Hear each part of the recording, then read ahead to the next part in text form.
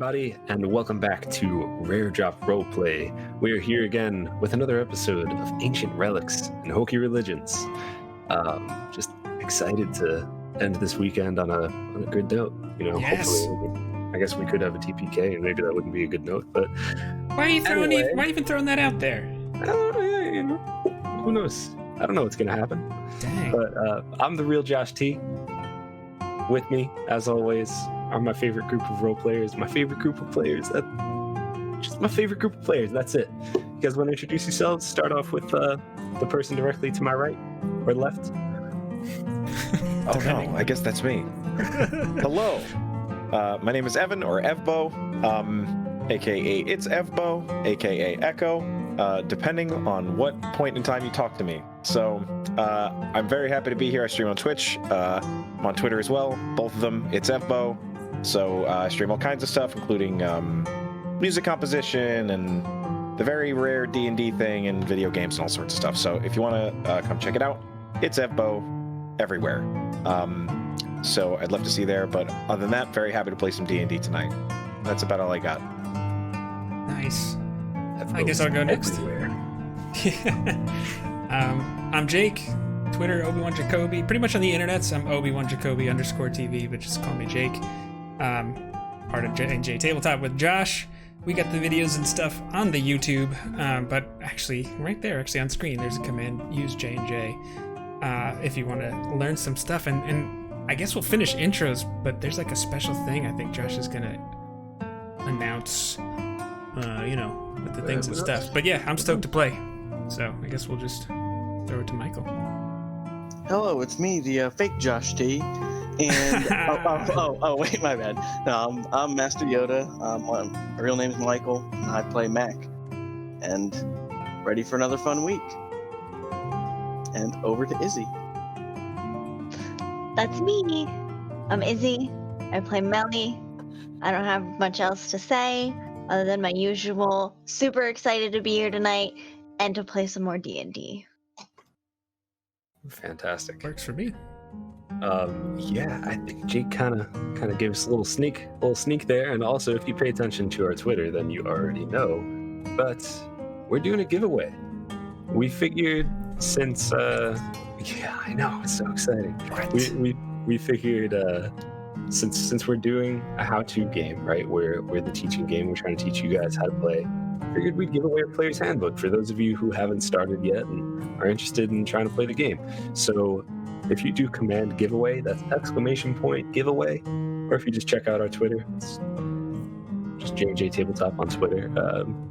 There'll be a link there, and plenty of ways to enter. And we will announce the winner on Sunday next week. So you're gonna have to be here, find out who wins. The giveaway ends on Saturday next week, so we can announce on Sunday. And aside from that, before we get to our lesson, I want to just say farewell to the worst radio show. Jake's got the OG shirt on right now. Believe it or not, I actually, super nerd, been a nerd for forever, but I had no idea what Twitch was. My brother played in the band for a long time, and the old singer in that band was a guest on the show for a certain episode, and one of the original co-hosts on that show was the drummer in my brother's old band. I actually thought it was his podcast at the time.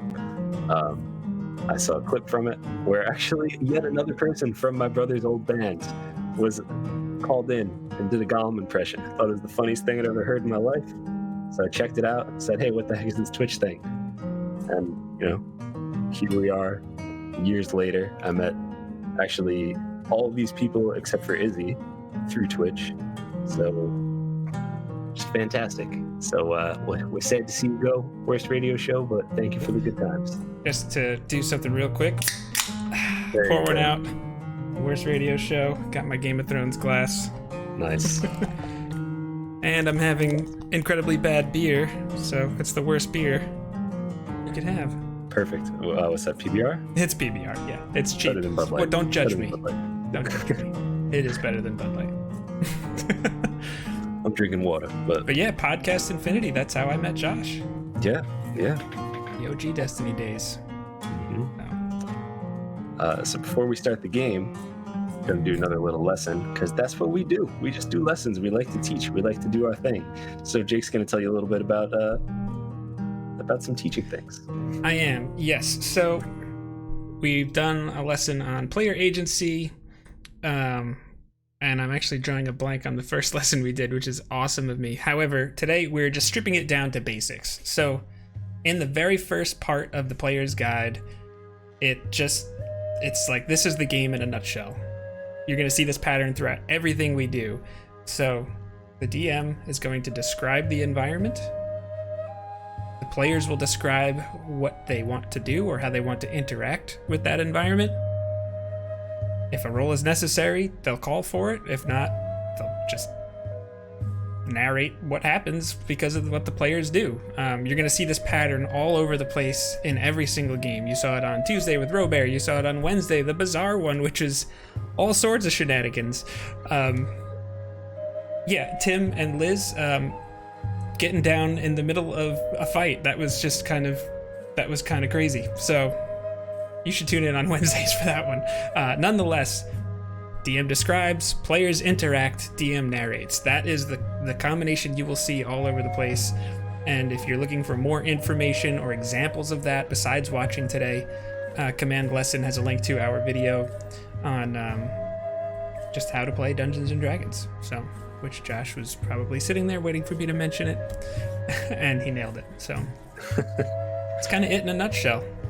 If you have any other questions, obviously you can ask them, but certainly on breaks and at the end of the show, we'll be able to go over it. So if you're listening to this on podcast, go to youtube.com/JnJ Tabletop, and you can learn everything there is to know about D&D. We don't miss anything. We're perfect. And find us on Twitter. Yeah. So you can enter that giveaway if you're listening on podcast or if you're watching on YouTube, because we'll have the giveaway up on there. So you'll be able to find it. And yeah, like Jake said, if anyone has any questions, please ask us, because we want to give you the information that you want to know. Me and Jake are coming up with ideas and making videos every week on what we think people want to know. But when you tell us something, we make a video on it. So tell us something and that'll be the focus. And I believe that is everything. I think so. All right. Well, if that is all, then I will bring you to a place called Wildemount. Wildemount. You and the Wildemount names. I have a really hard time with Wildemount names. I don't know what it is. If you guys follow JnJ on Twitter, or even me on Twitter, anytime I post about the game, I'm like, yeah, we're gonna explore the Saliva Wood or whatever. I just say something different every time, and it's never right. The Saliva Wood. The Savalier Wood, right? Yes. Yeah, Savalier Wood. Okay, all right.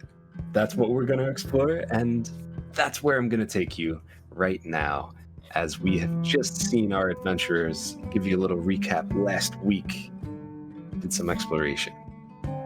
Our friends had gotten into a fight before they left town, and they had to reflect on that and talk about things that have happened. And as they moved through that and kind of worked that out, they took a rest, fought some sort of giant bear monster thing. They talked to Rain Man. Find the clip on that. It was weird stuff happened. And after that, they found something. They found a ruin or something, figured out some puzzles, maneuvered through some traps, and took some sort of idol. And in a mad dash to escape this place, as skeletons were rising and grabbing at Vale and Mac, they made it out alive. And that's exactly where we'll start. Yeah, that was creepy, Josh. Thank you for that. Alright, so you said that the thing closed and crunched the skeletons as they were trying to get us, right? We were really in creepo mode? Yeah. Okay. So yeah, you literally you're running. Okay. You get out. right after you get out, Mac, right behind you, runs through. Behind Mac, there's this giant skeleton just as this door is just closes, crunches the bones. I think right before we stopped, We made Mac it. said, "Whoa," something like that. So I have this idol in my hands, and I'm like, okay, I think that worked. Yes, but we might want to keep going. That was a really big one. I don't know if we might be able to break down that stone or not. I mean, did you see the size of that skeleton? Thing was huge. I got a glimpse of it, yes. I feel like... Go ahead. What happened? You both seem out of breath. There was a lot of concerning sounds coming from inside. Are you both okay, or either of you hurt? I'm all right. The skeletons came alive as soon as he grabbed that statue. Yes, I mean, as soon as I touched it, the skeleton started, like he said, he came alive, and I ran. Tried to jump over things, I teleported, and somehow managed to get out of there before you, old friend, but I'm not really sure how that happened, and there was this really big, huge skeleton that had this nasty, rusty axe of some sort, or whatever, I don't know. We got out of it at this point. But I don't have a scratch on me. I don't think. I think I'm fine. I'm glad you both are okay. Were you able to grab the idol? Mel would just take it out and hand it over to her. Actually, I'm really curious what this thing actually looks like. I know you said gold and platinum, but I don't know if you really described it, or we didn't ask, or what combination was happening there. But I want to know. Combination of both, getting towards the end of the night and all that stuff. We went way over last week, but yeah, as you take this out from your bag, you see it's this immaculate golden platinum idol-looking thing with just this monstrous face on it, with jagged teeth on the one end, and for its eyes it has these gemstones, these red, and they begin they're kind of have like this shimmer to it. It's like nothing you've seen before. It's not nice. And then on the bottom there are these kind of like prongs, almost like an outlet, but like not as deep, so it kind of goes like in a curvature for three of them. So we'll curve there, we'll curve there, we'll curve there, you know what I mean? And they were kind of sitting in the pedestal, and they kind of fit in there. So you tried to do the old Indiana Jones, just, but... Yes, it was not as smooth of a transition as I thought it might be. It worked out brilliantly, but I don't know, as you can see here, and he just kind of shows the prongs. Well, clearly we know how the trap was activated that almost got you both stuck down there. Yes, we do. Do any of you know who this is? I don't know who this is representing.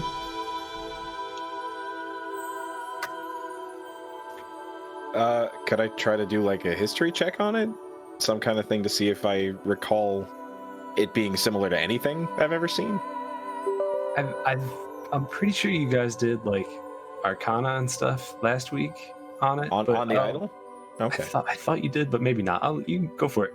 Try again. Yeah. Okay. Or Yeah, I know I didn't because I was nowhere near the idol. But okay. It's probably not gonna. Yeah, that's a 6. Doesn't look good. No, it doesn't look like I mean, it looks like a representation of something bad, but you don't know what it is.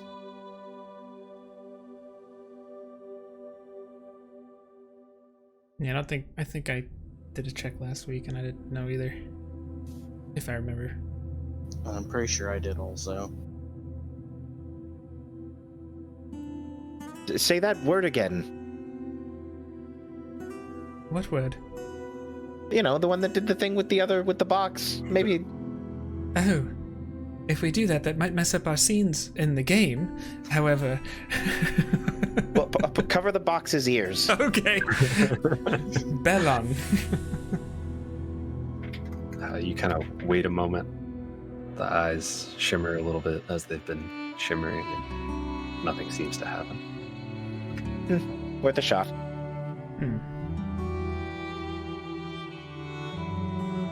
What about if we rub some ash on it? Does the It worked to idol open things up.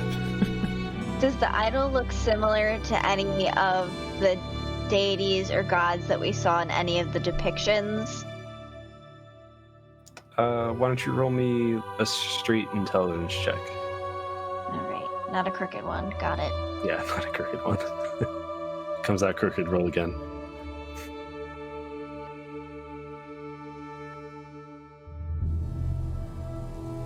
You're muted. I knew that. 18. 18. Okay. Yeah, with 18, I'd say doesn't look like any of the gods that you saw. But in that first room that you walked into, there were a lot of things being pictured, and one of them was kind of it looks reminiscent of maybe some of the evil that you saw that the gods were fighting in that first room. Not necessarily like a specific one, but I don't know if any of you realize this, but it definitely seems to have some sort of bad omen to it.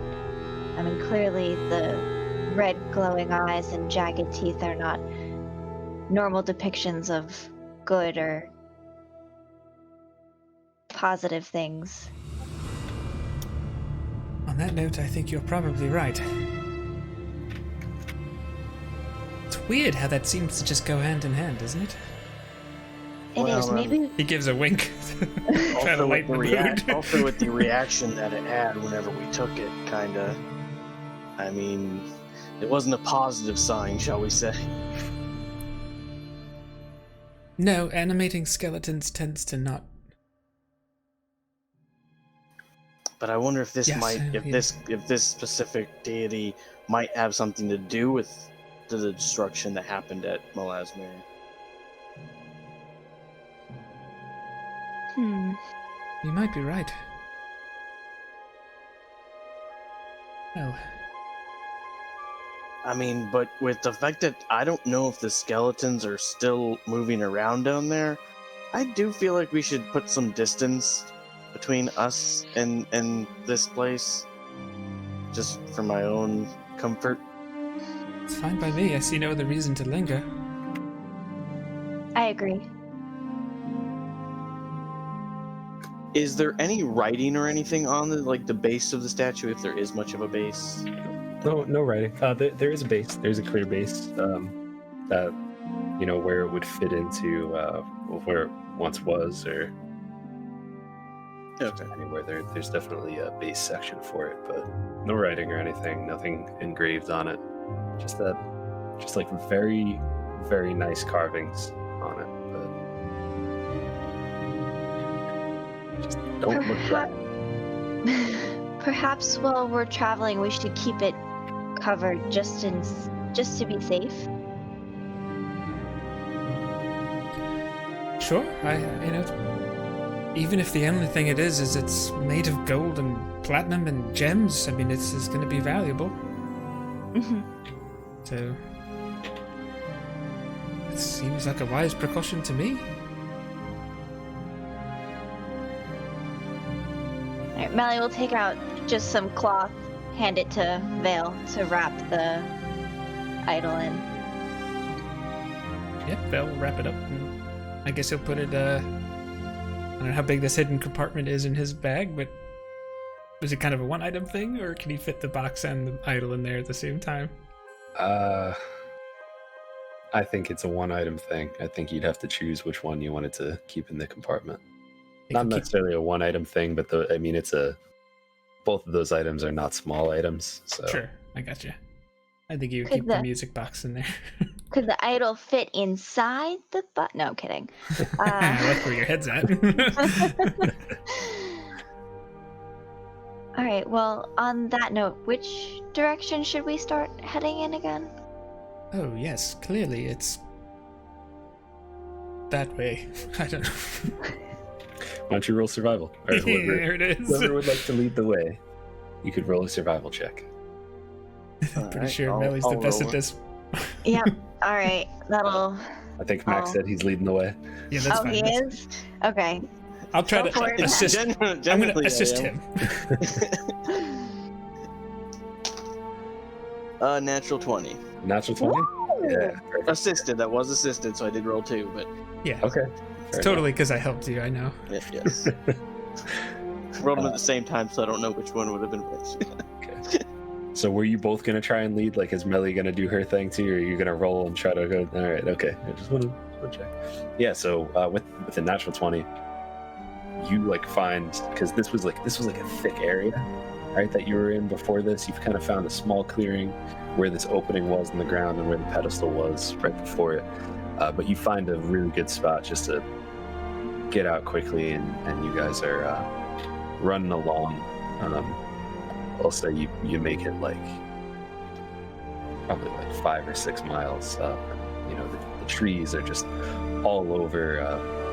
It starts to get really, really thick with brush in there. There's just these nasty roots and vines that are all around. There just starts to be just a little breeze, wind, just with a little, you know, that sort of thing coming through. You feel the chill on your face as you recognize it's starting to move into the fall season in Wildemount. It's starting to get a little cool. I know you mentioned that there was that guy that had a spell book like in a satchel. Mm-hmm. Especially if Mac is leading the way, I feel like Val would just have been like probably walking into a tree once in a while because his nose just is in a book. Like, Sure. not necessarily like full on studying it, but just like kind of is too excited to look at it to not look at it. I don't know.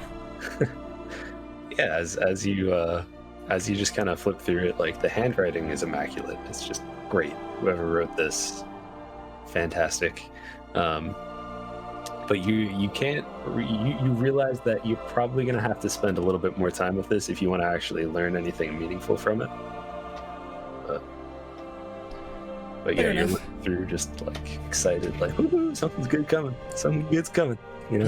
Yeah, no, like, I mean, just one really accurate way to say it is his knowledge boner is big right now. Like, he's just way too excited about the potential to learn about something arcane. Okay, all right. On that note, it's starting to get a little later though, because you guys have moved several miles since then. That was like kind of towards the afternoon time as you went through. So you could probably go a couple more miles before it gets dark, and you're welcome to keep going or stop at dark. That's totally up to you guys. I mean, I'm down for a short rest or long rest anytime we're ready, because I would say just to keep pushing until dark as my vote, and I would prefer to stop at dark, or or a little bit past dusk maybe, but before it's full on night. Okay. I have no objections. Yeah, I think especially if everybody was already following Mac's lead, then unless anyone wants to be like, wait, I need a break, we can say that's fine. All right. So as you continue moving forward, you look and you start to notice these like carvings into some of the trees as you pass. You see carvings of bears, carvings of people, just all sorts of random things that are just in the trees, and it's just something you seem to notice. Like if you've ever driven around in like Shirley or Mastic, and there's those random statues of children all over the place. You're like, what is this? You know, it's kind of like that. The Shirley or Mastic reference. Oh my goodness. That's for the Long Islanders in chat. It is, yes.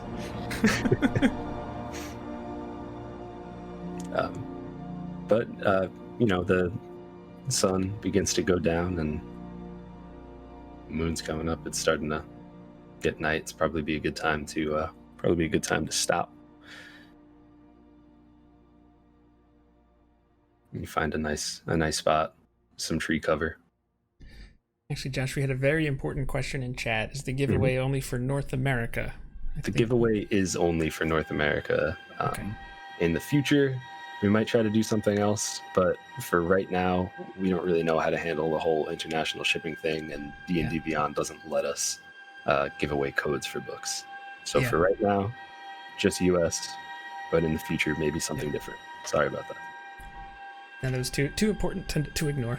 Mm-hmm. But yes, I think we found a good place to rest. This seems good to me. And I think we should probably do the same thing as the previous night, and if you can just kind of keep an eye out for things while we all rest. Absolutely, I see no reason not to.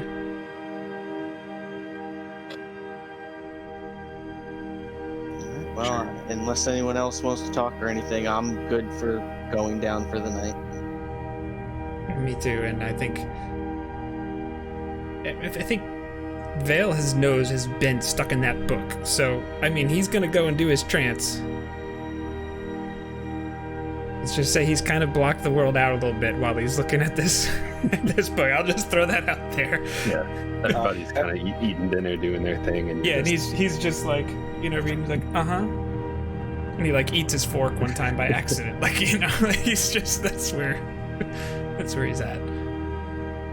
Echo's actually going to offer to keep watch, at least for one of the, you know, because he can tell he appreciates. Oh, okay, we could make it a roleplay moment. I think that'd be fun.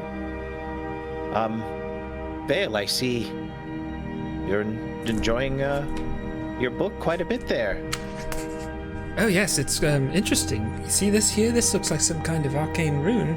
I'm not entirely sure what it means yet, but I dabble a little bit. I feel like, you know, there's some elvish things here. I'm very excited. Do you understand what this means? And like, he actually takes an annoyingly long time, about like 3 runes, to like try and discuss what it is, and like, I feel like right now he is totally that guy. Like, he hasn't stopped, hasn't come up for air. Like, he just goes over it.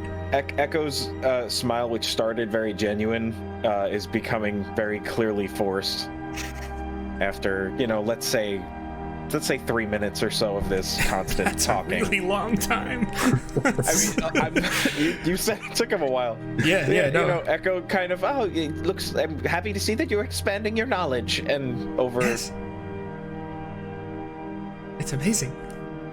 Yeah, yes. Well, if you need someone to keep watch for a while, I know you do your sort of meditation trance thing, but if you need someone to keep watch for a while, I'd be more than happy. Sure, of course. You're welcome to, if you want to stay up with me, and actually that would let me really focus and dial in here. So, yes, you can go focus somewhere else over there, and yes, I'll focus over here. Okay. On making sure we don't get killed by a monster. You know what? It's good thinking. And I already have my nightcap on because I'm trying to sleep, and I kind of like raise up just a little bit, and like, I mean, you guys might want to keep it down just a little bit. There might be some other creatures out here that we don't want to alert, so I want to just try to sleep. That's another good point. I lay back down. Did you have the hat on too? Yes, yep, that's what I was saying. I already have my nightcap. Your candle. Ebenezer Scrooge is the only image That's I see. too far. I'll make the nightcap canon, but the candle too far. Alright, fair enough. So yeah, I mean, Vale is just digging into this book. He wants to learn everything he can about it. Like, he is just annoyingly obsessed, I think, at this point. Sure. Yeah. So as you just spend some time with this, just with as the night passes on, you're reading, and we'll say, Echo, you actually could probably see this from where you're at.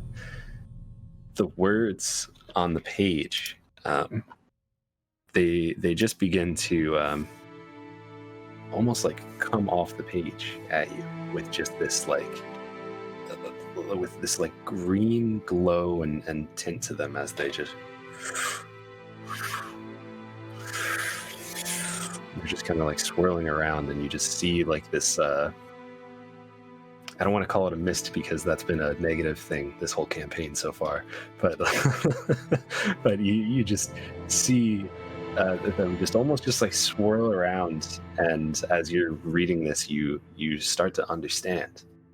And we'll say after an hour or so of you studying this, you now know what was written. Okay. Is Echo still awake? That's up to Echo. Yeah, absolutely. Okay. Echo, check this out. And he just says, "You see that stick right there?" And it's like 20 feet away from him or so. And he just does a little gesture, and just goes, "Manos Magica," and this spectral hand just like appears, goes over, and like picks up the stick, and it's like floating there in midair, and he's like holding it out and just like hands it to you. And like Vale's got like ear to ear, like. That's incredible. I'm sorry, Mac, Melly. I'm sorry. Oh, yes, that's incredible. Sorry, I didn't mean to. Okay. Just for me. Yeah, Melly's I'm dead not to a the graceful world. sleeper. Her mouth like wide open, drool coming out. All I get pictures like was Anna from Frozen. She wakes up with like yes. So okay, and then he's like, okay. I know you can do your mind thingy, but check this out. And he books it like he's standing about 100 feet away from you at this point, and he reaches into the bag that he had that the skeleton had, and he takes out a small copper wire, and he just goes like this, and in your ear you hear Vale whispering. It says, "Echo, it's me, Vale. How cool is this?" Okay. Can I respond to that? I guess let's just embrace Critical Role. You can respond to this message. Yeah, I'll say if he didn't if he wasn't sure, like if you didn't say that, he would have just tried to think it, but without doing. Like, it's weird for him to try to do it without intentionally doing the Ghostwise telepathy. But yes, he does. But he does think back. Oh, you can do it too. He was thinking That's incredible. Or he says it. Okay, he's thinking No, it. he thinks it. Okay. And Vale's like, he takes it the wire again. He's like, "You have to actually say something, but it comes as a whisper only to me. You can reply to this message."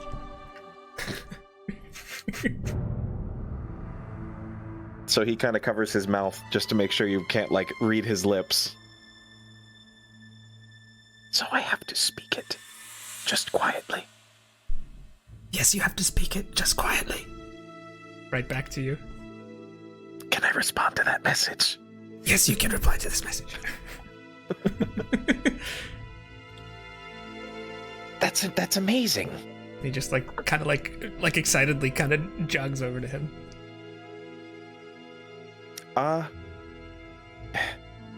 Yeah, I think Echo just kind of looks very impressed. Doesn't really have anything to say to that, but it's just he's like kind of taken aback by it. There's more in here too. There's more in here. And Josh, you said he kind of understands all this, what they all are now. Yeah. I mean, you've been reading it all day, and you got a couple hours just to really, really just dive into it. Okay. Yeah. Has the rest of, actually, because we did level up to level 3. Does the rest of his features kick in too, or not yet? Did you take your long rest yet? It just depends if you count that as resting or not. It's up to you. I don't know if you like tranced before you did this, or if you did Totally that. not. He's staying up late because his mind is way too engaged. So I'm gonna say the rest of your features did not kick in yet. Okay.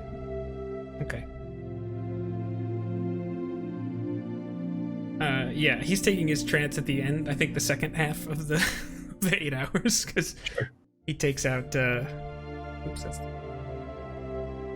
He just takes out a brass brazier that's kind of, I don't know, looks like it could be like a giant salad bowl, I think, or something like that. And you just see him put in some charcoal and some incense and some herbs, and he's just kind of like milling about, and he starts like doing a whole bunch of little things. Like he's just in his own world.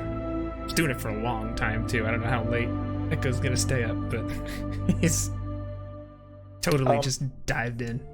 He's up until basically the moment that you need to, until you can do your trance. Like he wants to make sure that like at least one person is able to focus. Yeah, totally fair. So is he going to take a level of exhaustion because Vale is too excited? I feel like, Josh, if you want me to do something different, I think I'm going to roll an insight check at disadvantage to see if I pick up on what Echo's doing, unless Echo's going to say something.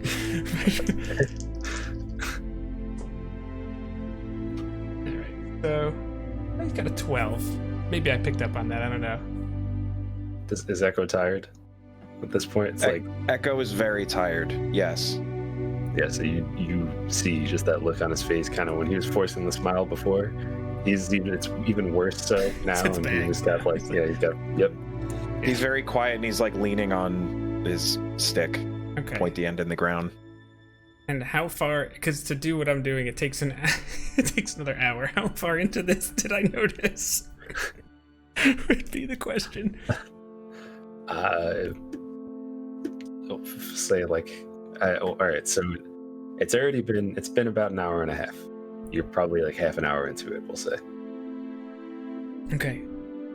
Oh dear, Echo. You should get some sleep, my friend. Oh, will you be able to keep watch? Very soon, yes I will, but you should sleep. Yes, I think I need it. Good night, friend. Good night, my friend. Yeah, he just sleepily shuffles over to his bedroll and just kind of face plants into it.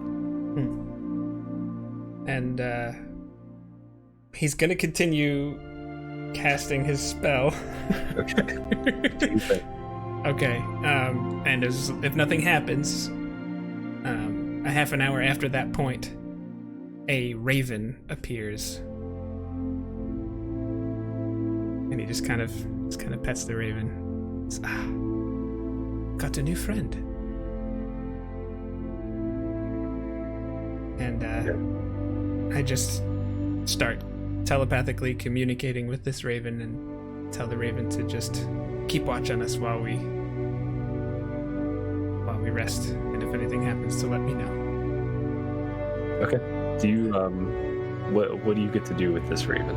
Tell us a little bit about that. What is that? So the spell that I cast was called Find Familiar, and it is a ritual spell. It takes an hour actually to cast it, and I gain the service of a familiar, which is a spirit that takes an animal form that I choose, and I could choose between a bat, a cat, a crab, a frog, a hawk, a lizard, an octopus, an owl, a poisonous snake, a fish, a rat, a raven, a seahorse, a spider, or a weasel. So there's a ton of options here. And then I get to choose. It has the statistics of that creature, but it's not a beast, so it's not like a natural raven. And I can choose it to be either celestial, like divine or angelic, fae, like elven or sylvan, or like a gnome, some creatures like that, or a fiend, like a demon or a devil. And in this case, definitely would choose Fae. I think that's because him being a high elf, that's what he would do. Now the familiar can act of its own accord, but it always obeys my commands because it's my familiar. I can speak with it telepathically as long as it's within 100 feet of me. And if I wanted to, I could actually kind of like Bran from Game of Thrones. I could kind of just like I could be blind and deaf, but I see and hear through my familiar's sight and senses. So I can also cast spells with a range of touch through the familiar. There's a lot of really cool things that I can do with this creature. And, yeah, I'm kind of really geeked out, even just as Jake decides to have this. So, Did Vale try that out or anything before he goes to sleep, or you just set it to watch and I would just he's a little too scientific to just leave it to chance, so he would say like, go over here, like telepathically, go over here. I would imagine that if the spell is in that book, there probably are some it's like an instruction manual too, maybe, I don't know. Sure. A little bit, so yeah. Okay. Yeah, and he totally would like tell it to go up on the branch and like go into it and have it watching him and be like all creeped out but fun about it. Like, he's doing all these like little tests and stuff, and before he realizes it, like I actually need to try and rest before. Yeah. So if you're like you're playing with it for a little bit and flying around as the raven for a little. Yeah. So you're just soaring over the trees and you see the landscape, and it actually, like, the Savalier Wood from the inside, it's kind of like a scary place, you know, because there's just so much darkness and twisted things there. But as you look at it from above, it's kind of beautiful, and you see the countryside, you see Uthergard, you see the mountains, you see your home. As you begin to go back down and kind of, I assume, just fly back to like a tree branch where it would then keep watch over you guys for the rest of the night. Yeah. You see a. Do you hear that? Yeah. Indy's like, I need attention. Indy's going nuts. You see the figure of like a woman just kind of wandering around the woods, probably about like 100 yards away from you. That is actually the sound that my raven makes. Nice, scary. So has my raven come? How is it? Just like on a branch near me, or? Yeah, I'd say that makes sense. Okay. Hangs out at a spot near you. I would just kind of telepathically tell my raven to just stay at about 100 feet away from me and just watch this woman to see if the woman's approaching us. Anything like that. She just kind of wanders. Just kind of like, almost like pacing around just this spot in the forest. She's not really like looking for you or anything. So her behavior does not make me feel like she's aware of us? No. Okay.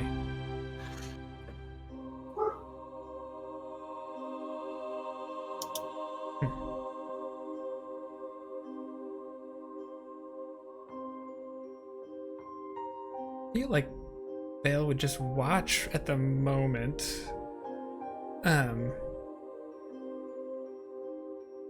But at the same time, yeah, no, he doesn't wake anybody up yet. He's just watching. Okay. Yeah, as you watch her, you start to realize that it looks like she's not even walking. She's kind of just hovering by and just going through. Do you hear as the raven as well? If I, warg into it, yeah, I can, and I think I certainly would be for a while right now. Yeah. Okay. And I would also see like any other distinguishing marks. Like I know you said woman floating. But... Okay, yeah. So you try to like, you're not really just like looking at the, like looking from away. You're trying to get like a really good look at anything like, I could learn. Okay, yeah, absolutely. So you see, as you get close, you see that she's like hideous and just almost like, I guess like undead would be the word, just like not good looking, ghostly almost, as she just kind of hovers on by and goes around with just these perfectly clean white robes. Okay. Would Vale have any idea what this creature could be? Is there anything I could... Or... Roll history with advantage. Okay. That's good. I got a +5 on that. Alright, so it's a 16. You remember stories of elven women or elvish women, or I don't know the right word for that. Elven. Elvish, I don't know. Elvish, I guess. Elvis women who... There you go. who were beautiful and full of life at one point, but they used everything accessible to them to make the world not a better place when they could have, and they were kind of just horrible people in life. And through that, their beauty twisted into this dark and terrible thing in death, and now they're just forced to wander around and almost just cry and cause trouble. Okay. I think if I start to get that impression, I would completely be like, Melly, Echo Mac, wake up! Melly, Echo Mac, wake up!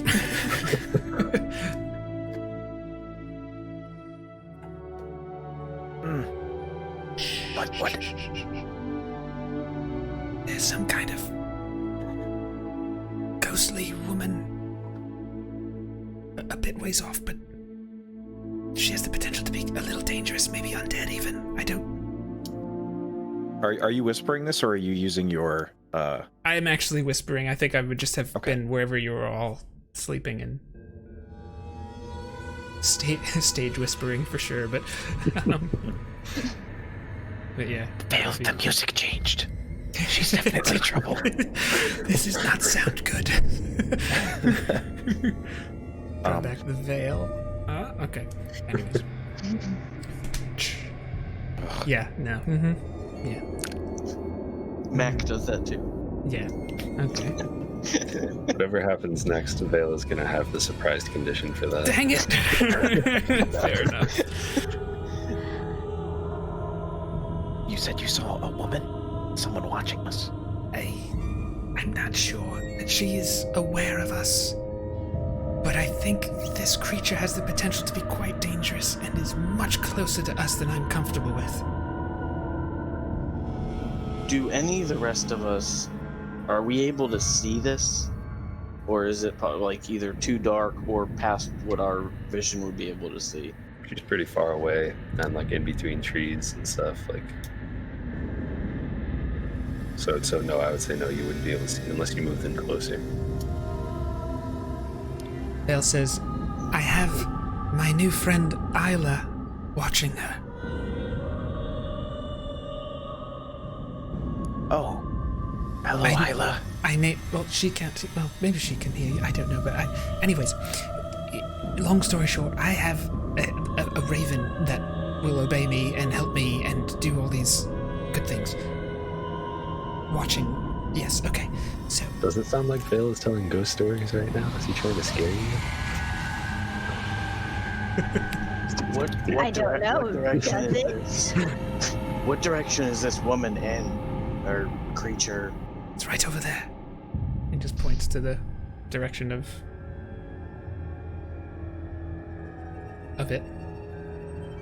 Okay, so at this point, I want to take my nightcap cap off and kind of like slide it in my bedroll, and then I want to stealth over in that direction maybe about 30 or so feet, kind of just to see if I can either make her out or if I can see anything coming closer. Right. Okay. Why don't you roll stealth for me? That is a 24. 24? Yeah. You make it 30 feet in, and you don't get a good look at anything, but still a ways down through some trees, you just kind of see something just go so that it kind of just moves past. Does it seem like it's coming closer or just not closer? It was say horizontal. It just went, If I can see it going in a particular direction, I don't want to get any farther away from the camp, but I kind of want to just follow it diagonal or follow it, perpendicular, so that way I'm staying the same distance from the camp, but just kind of staying not exactly between me and the camp, but to where I can kind of keep an eye on it as it's moving to see if it's getting farther, coming close. Well, you kind of just see it. It's almost like she's just kind of doing a circuit. Oh, okay. Through, and you just see that because there's so many trees, it's kind of hard to get a really good look at what's going on. But every once in a while, you just see her kind of just slip by. Mac, in your head, where you hear me whispering to you. What have you learned? You can reply to this message. At the moment, it doesn't seem to be coming any closer. It just seems to kind of just be wandering around where it is. So it would seem as if it doesn't know we're here at the moment, or at least not directly wanting to attack us, if it does. I would just relay that to Melly and Echo. I have a question. Did Melly and Mac get a full rest before this happened? Not yet. No? Okay. Alright, well, so should we move or stay put? Do you guys think that this creature is going to come towards us, even though it doesn't seem aware of our presence? I'm not really sure what to do. Would be inclined to not try and provoke it, but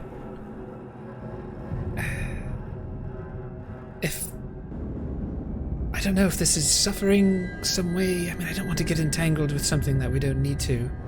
However, I don't feel comfortable resting with this creature this close to us either.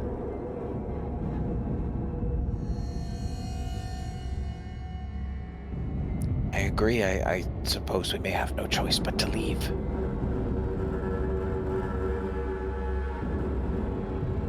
So you do not want to interact with it? Well, if the way you describe this is anything close to what it actually is, I'm not sure that we should. It's a fair point. What do you I think, also can't help but worry this may have something to do with the thing we collected from that place. That looks like it's definitely the first time that thought even occurred to him.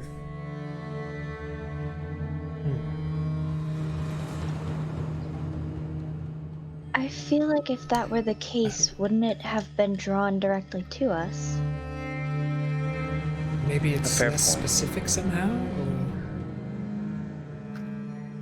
Well, I think our first priority should be to put as much distance between us and it as we can. I think you might be right.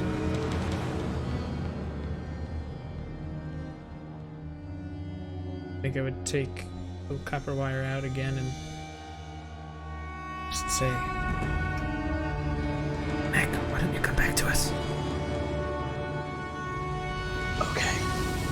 And I want to go ahead and just quietly go back to camp. Sure. Yeah, we'll say I'll let you keep that 24.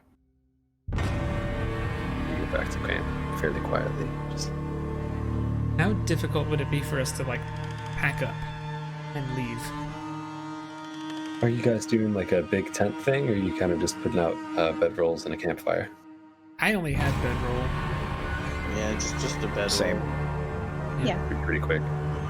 I'd say you could probably pack up in 5 minutes or so, and I don't think you'd make too much noise. Well, actually, you tell me how much noise you make. Are you trying to be quiet when you pack up? I mean, I would say relatively quiet. I mean, I feel like with how far away it is, it's not like. I mean, if we can whisper, then rolling something up isn't necessarily. I mean, it's not like a bag of potato chips, you know. But I would say quiet, but not like stealth silent. Okay. I think speed is more of the goal. Sure. Is that so? That's what you all want to do? I don't even think I Yeah, I have think much so. out, to be honest, except for the book that I was reading. Yeah, But just yeah. a bedroll. for me. Vale, can you have you said a raven? Can you have your raven keep an eye on the creature so we can hopefully possibly pass, by it with a fair distance, and kind of keep an eye on its location and if it's getting Absolutely. closer to us? Absolutely. It will be watching. And as soon as something changes, it will let me know.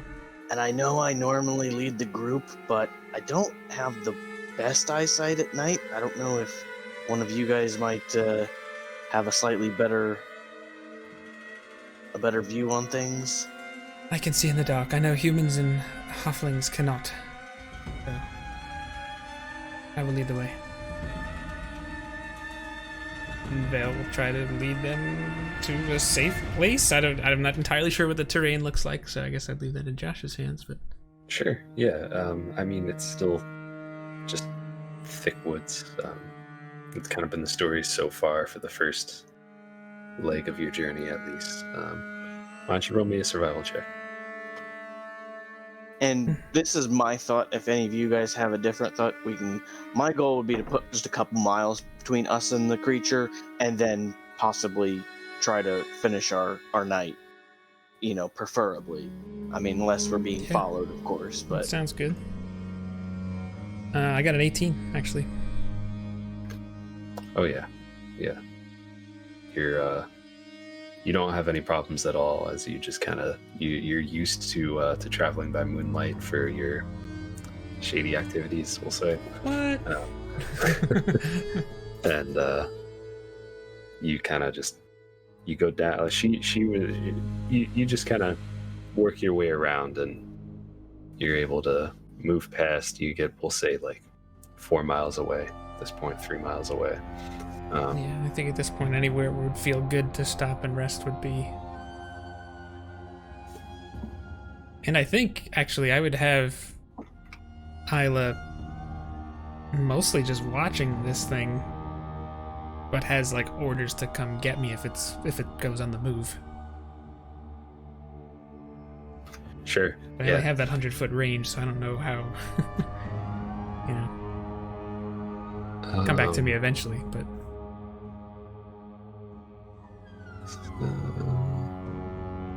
Okay. Since you rolled well on your survival, we'll say it didn't take too long, and you guys are able to you find your spot, able to set camp back up, and Isla has just been watching this creature as it just continues to just kind of wander and just do its little circuit through the woods.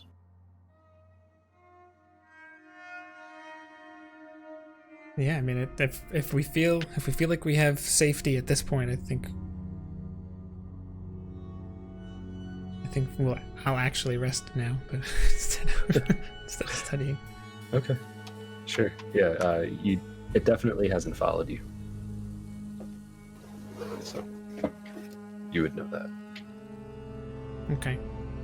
I don't know. I probably would have told Isla to watch the thing for like 20 minutes or half an hour, and then if nothing happens, to just come back to us. Okay. Yeah. So after the time passes, it just I don't know, flat birds flapping wings. Just like that. Right? Yeah. Yeah, and you can continue on with your rest if that's what you guys would like to do. I would. Are we gonna be able to get a long rest? If we can't, because there was a break in between, that's fine. But I just You are. Okay. So for chat, long rest is it's 8 hours of basically rest. You're allowed to do 2 hours of light activity during that rest. And if it's interrupted by a strenuous activity, which would be like walking, fighting, casting spells, any sort of like adventuring or anything like that, then it would kind of break the rest and you'd kind of get screwed. But it's only if that's an hour of strenuous activity. So you guys were less than an hour because of Jake's good survivor roll. So you have a feeling if you go to sleep now, you'll wake up nice and rested. And Okay. level 3. Yes. Then yeah, I guess take that long rest. Awesome.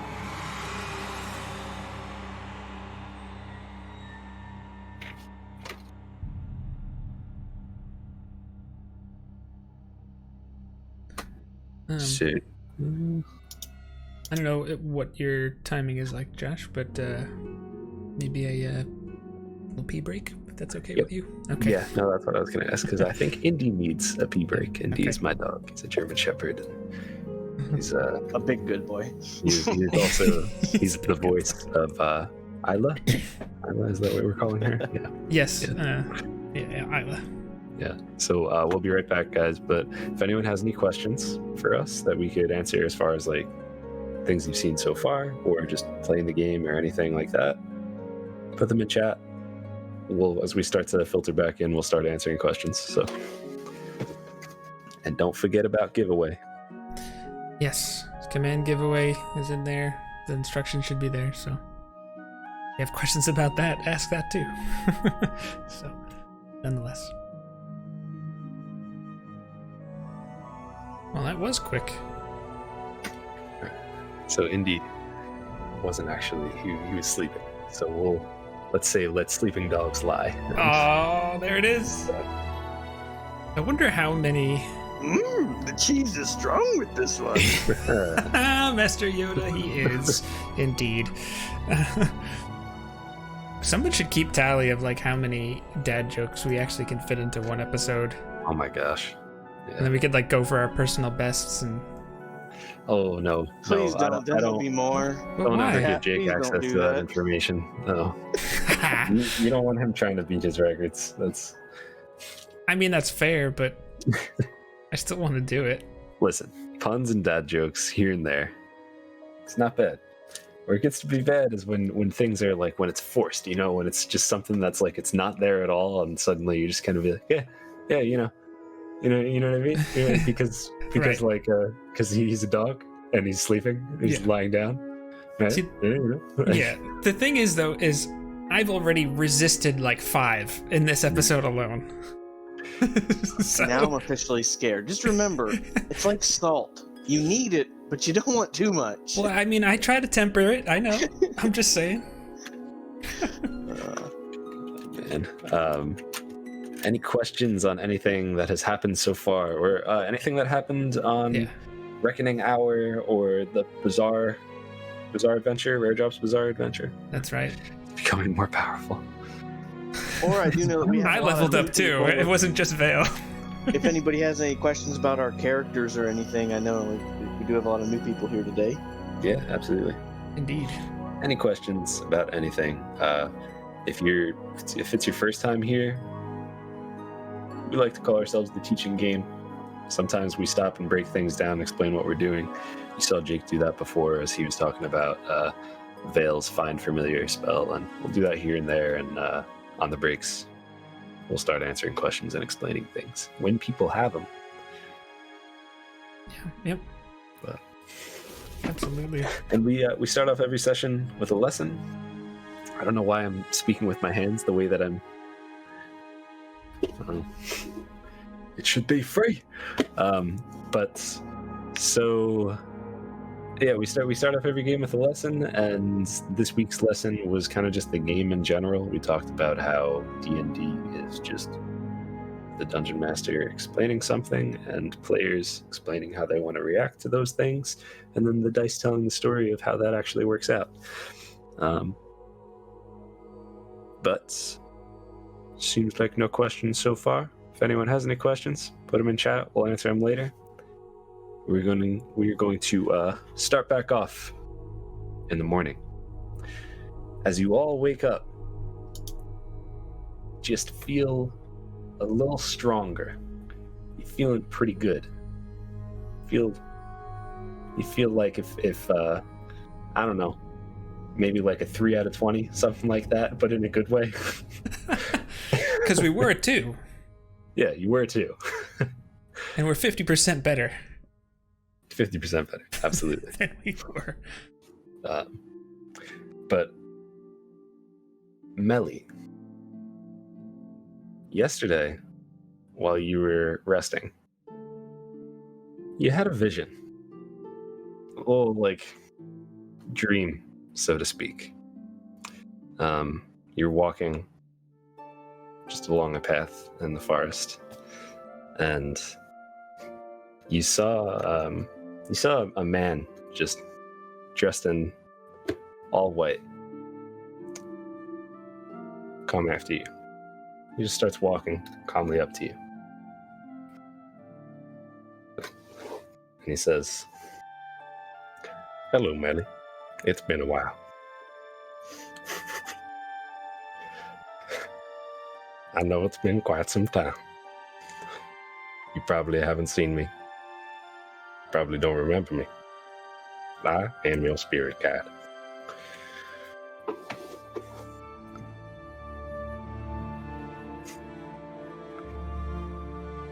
I came here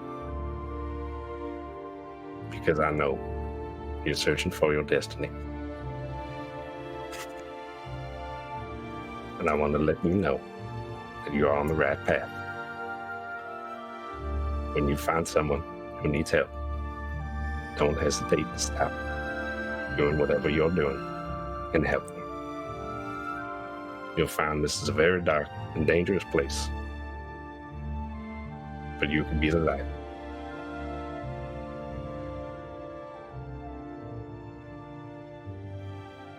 You're able to ask questions if you want to. It's not just like a...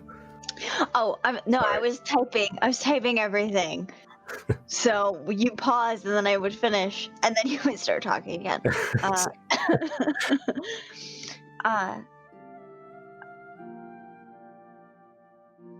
Your voice sounds so familiar. And I'm so glad to hear from you again. Is that all that you can tell me?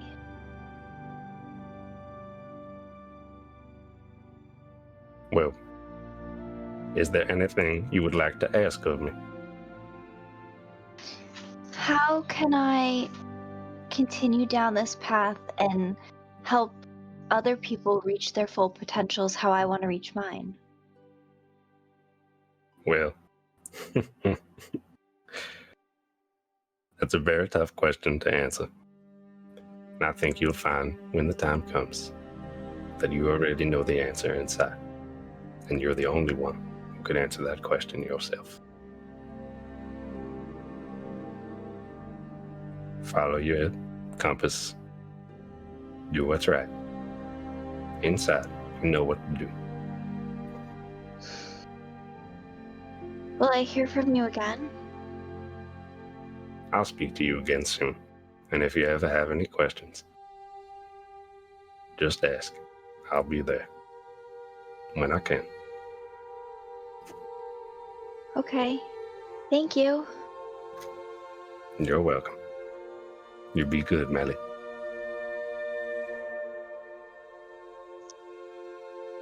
Okay. And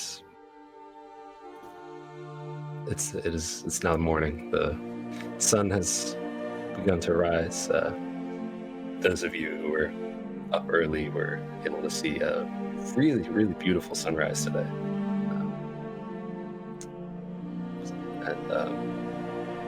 You see some birds fly by, and they're off doing their thing.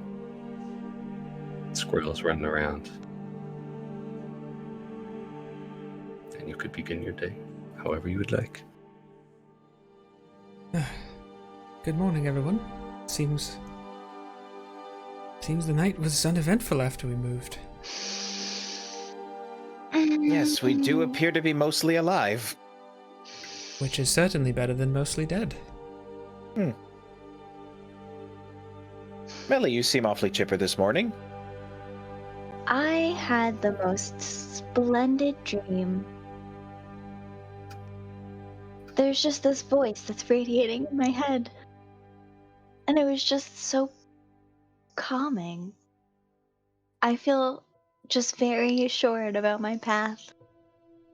I'm ready to take the day on. That's wonderful. So You seem you hear at voices peace. in your head. Well, I always hear my own voice in my head. Sometimes there are other ones. That's fair. Well, what did it say? Is it a nice voice? It was. Like I said, it was very calming and reassuring, and it was just... It almost was like it was there to guide me and tell me that the path that I'm taking is the right one. I don't know about all of you, but I've always felt like I was destined for greater things, and now setting off with the three of you into this land that has such darkness inside of it, I feel like there might be a chance to bring some light, to restore it to what it once was.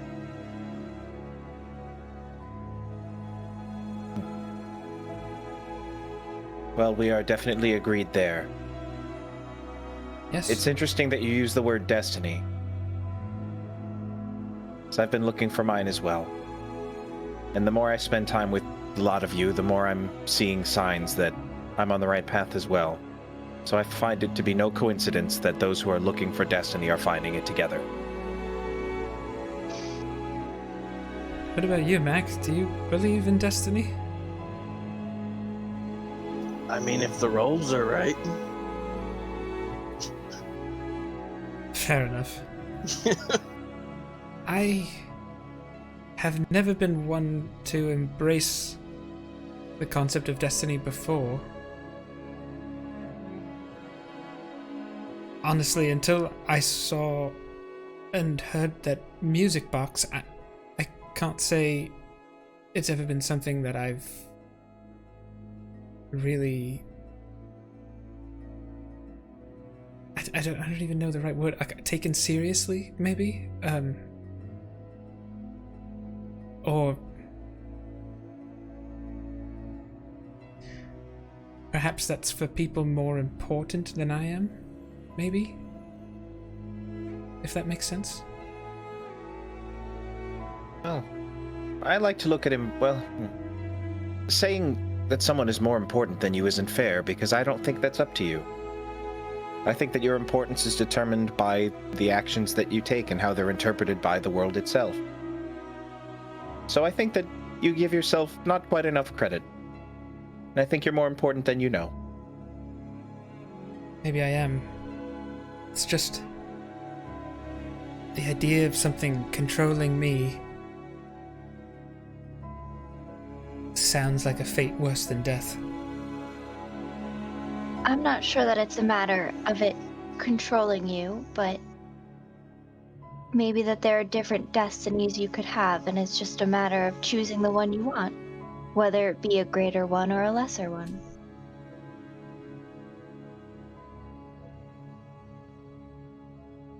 Is it destiny then? I don't know. I mean, I generally haven't taken too much stock in that one way or the other. Like, I don't not believe in it, but I just go where I go, you know. And I mean, I'm enjoying what we're doing right now more than just the coin that hopefully we're gonna make, because my pockets are still a little light. But it's been an adventure for sure, and you know, there's nothing like that to brighten your day just a little bit. There's not risk of death. I mean, is it worth doing? I understand. I think when I saw when the music box opened, I don't know. I saw myself at the ruins of Melasmia, finding ancient artifacts, and you know, trying to piece together the mystery of what happened there. And I mean, it's something I've always been interested in. I can't say it's not.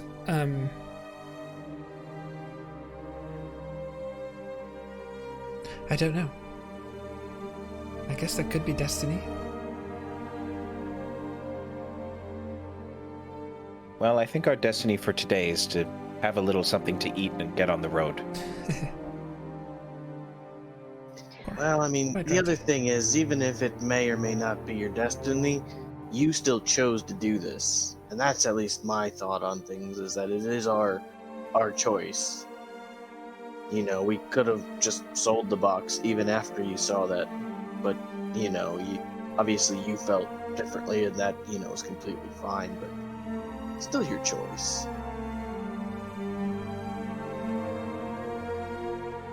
Fair enough, I suppose.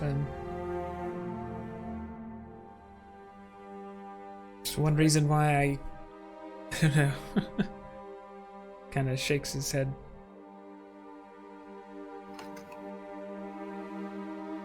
I suppose we've got plenty of time. I've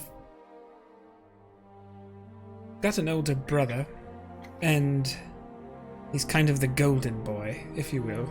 Everything he does is sort of perfect, and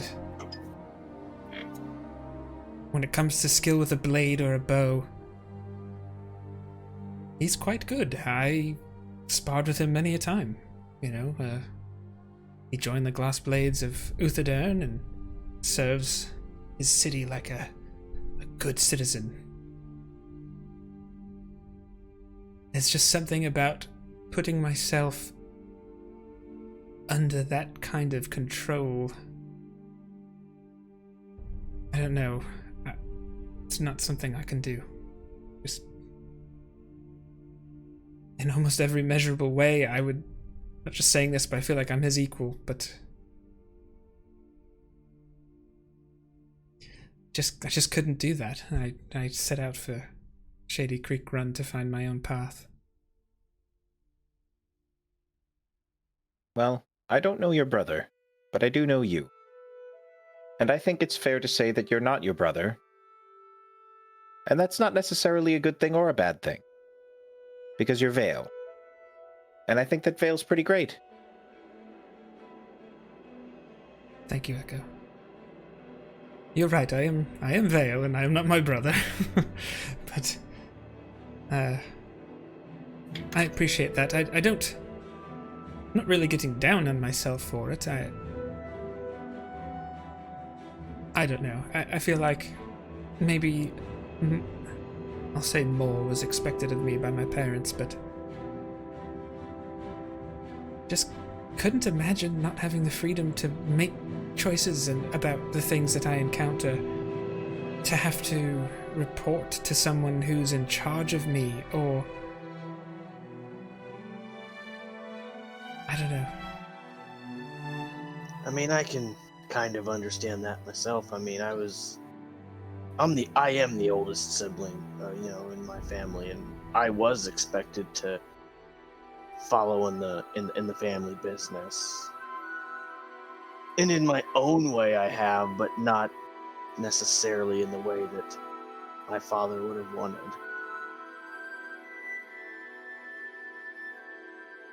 So, I mean, I kind of understand where you're coming from with wanting to make your own man.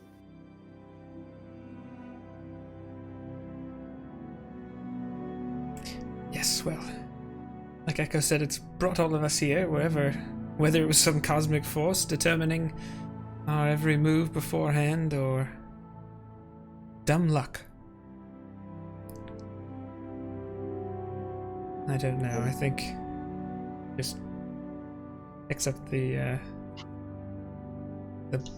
spell book, and he just says, I don't know, ancient relics and Hokey religions are no use for, or no match for a good weapon at our side.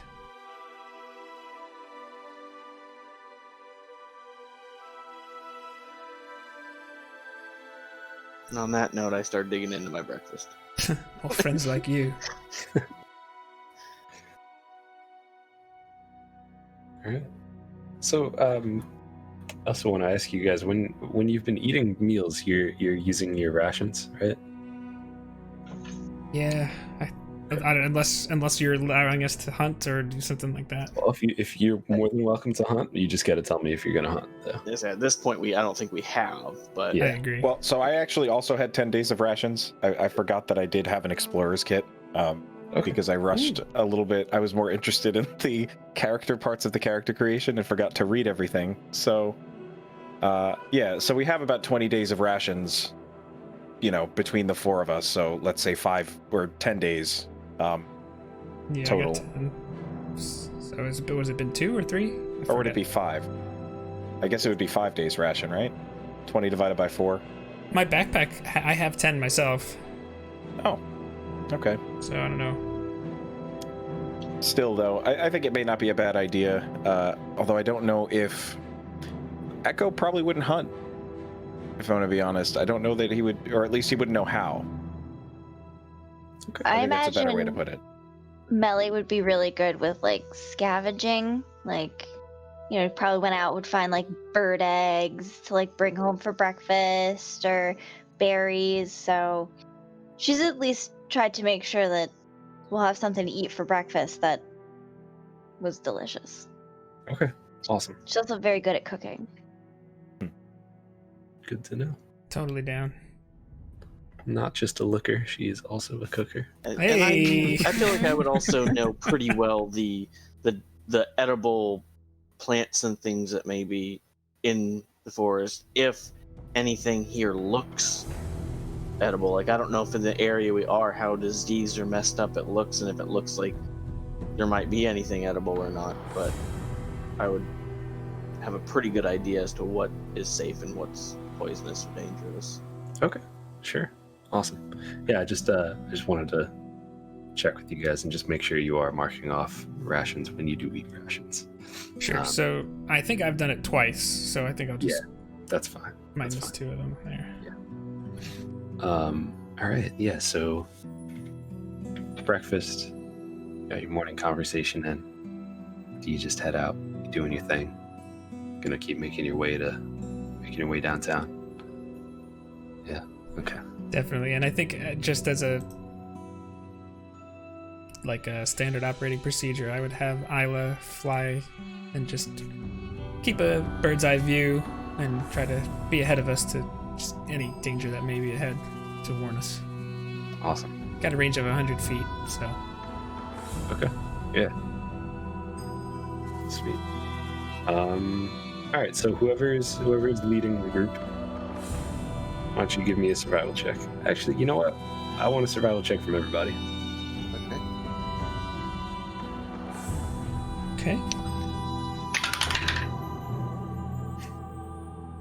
Got an 18. 18. Okay. 18. Looking pretty good. 4. Okay. Not so much for Mac. 18, 4. 17. I ate a sour ration today.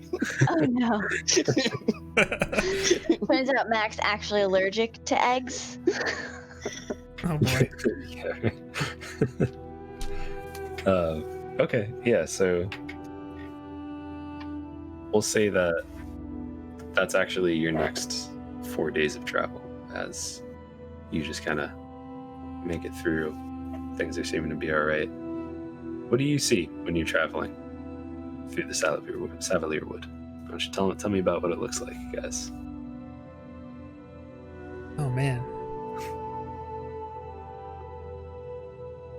I don't know, when I picture the Savalier Wood, I kind of picture,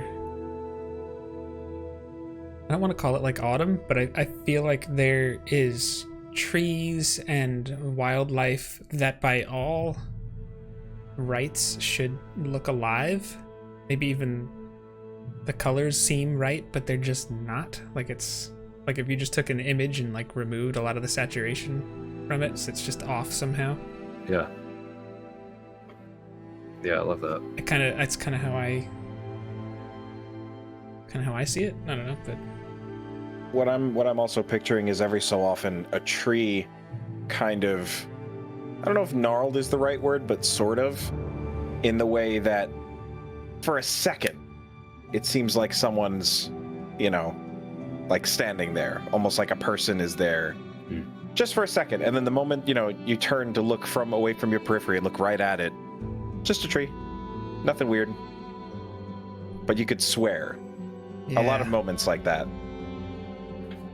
And I also kind of feel like there's some areas that seem to be a little bit more grown back naturally. Not fully normal, but more normal than the rest of it.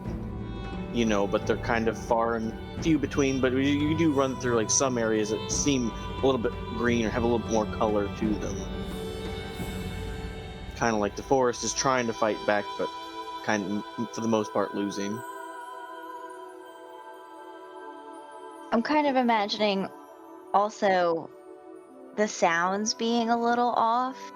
Like, how like normally you can hear like the rustling of leaves, like a deer running through, like everything's like toned down, so it's like a little bit more ominous, but also way quieter. So it's like it's almost silent but really low. Yeah. I love all I that. love that. On the same line, I'll also throw in the smell. The same thing. It smells like that autumn smell, like the freshly fallen leaves, except with this very slight, that sickly sweet smell when leaves, like kind of die, like they start turning into that mush.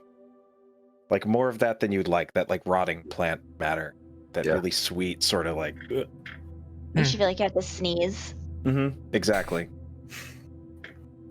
Awesome. Yeah. So I love all that. Thank you guys. As you kind of move through these next few days,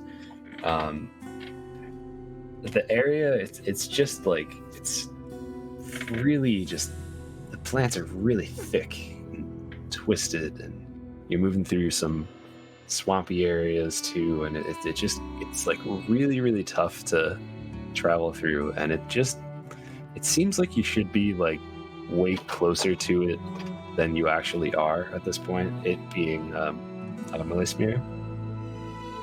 And it's taken some time. As you travel through, you see some spider webs, some giant spider webs, and on this web there's just a person-sized, or we'll say a medium humanoid-sized thing completely wrapped up in webs. Oh gods. How far? Like 20 feet away from you. Not too far. No, not at all. Is it moving? Would I know what type of creature could do this to something? Probably a very large spider. Yeah. Wah, wah.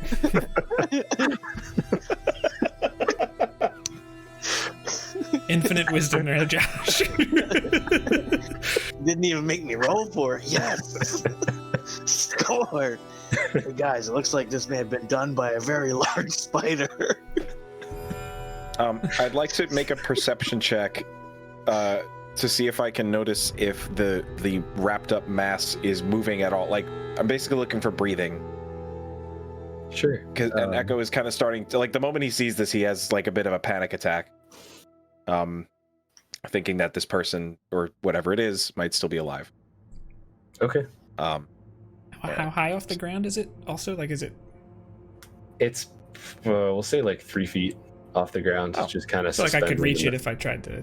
Oh yeah, you reach could that and touch definitely it. reach Okay. it. Any of you, if well, I guess 3 feet's kind of tall for half of you. It's neck height. I got this. It's for all right, that you. was a I can walk 17. under it. It's a 17. Yeah, 17. Yeah, you can see it doesn't look like it's moving. I mean, you see that like it kind of sways a little bit, but that's more just the wind just on it. I'm only asking All right. now because I feel like we skipped over 4 days. There was that special dagger as well. Oh yeah. And I could potentially see that being necessary to know more about right now. Yeah. Who had the dagger? I gave it to Vale. You gave it to Val. I just have it in an unresolved treasure list. Okay. Yeah, I totally forgot to tell you guys about that. Sorry. Just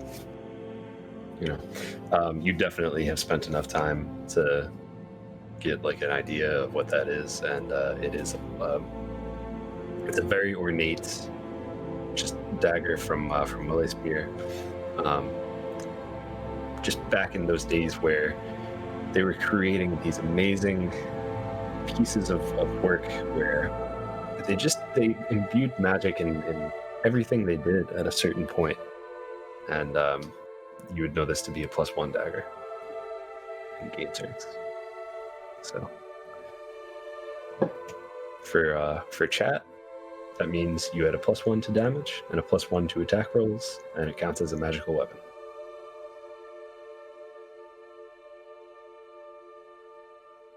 All right, so just because we can maybe do this real quick, I mean, I would think mechanically Melly or Mac would make the most sense for. I would like to have it. I don't know, if. Take it. Okay. You probably get the most use out of it, I would think.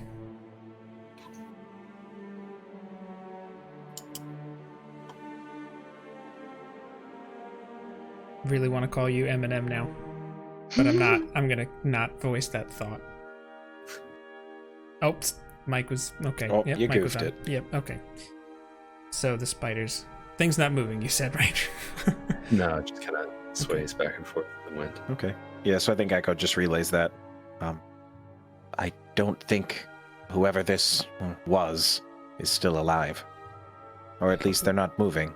Val just takes out his elven longsword and just, unless there's any objections. I think I would really quickly like to just Yeah. see if whatever made the web is nearby. I kind of put a hand up for a second and just do a quick look. What should I roll for that, would you say? I would say perception for anyone who's looking for the for something that made the web. Whatever kind of creature it could possibly be. Okay. Yeah. Whatever it It's a could very possibly large spider. be. I'm sorry. Less great this time. It's an 11. Okay. 23. 23. Wow. So 23. I'll have you open up Fantasy Grounds. Oh boy. No reason. No reason to worry about this. Here we go. Oh, I should open up Fantasy Grounds. Here we go. Fancy Grounds. Fancy. Do you The fancy fanciest some, you grounds. fancy some grounds? It's a good name for a coffee company. Fancy Grounds. Very nice. Do command coffee for King's Coast. Yeah, absolutely.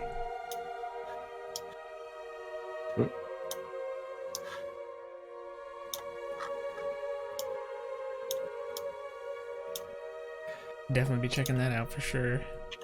I have a question Mm-hmm. Uh-oh. for the DM. Would this be something that Melly would like recognize. I don't know if they'd ever had like spiders in the plum groves. I feel like forests tend to be. I would say, Or is this something specific to the area because of the darkness?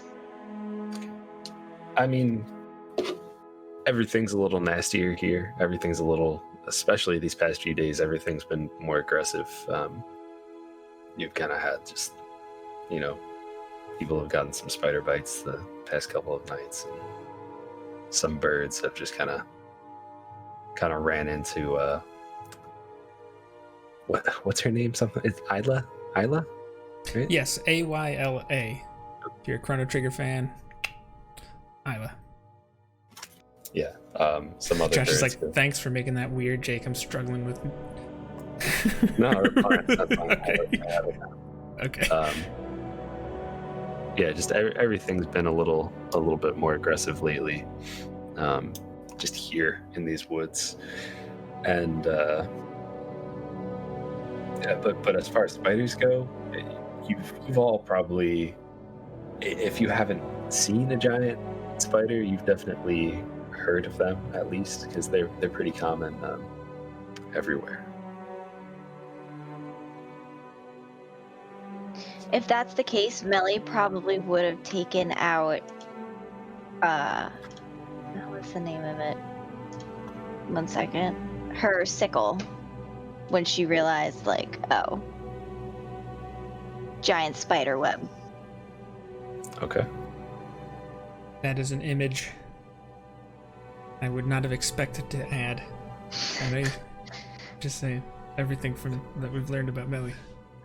It is a farm tool. It does make sense. It does make sense, but just my own. That's just cool. Hey, gotta That protect was- those groves and the Yeah, animals yeah. there. No hate at all. It's just. All right, so where on the map is this person? Oh, he's drawn it. You get another one of Josh's world famous Fantasy Grounds drawings.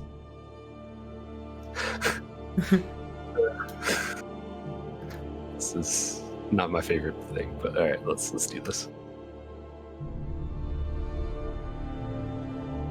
Got it.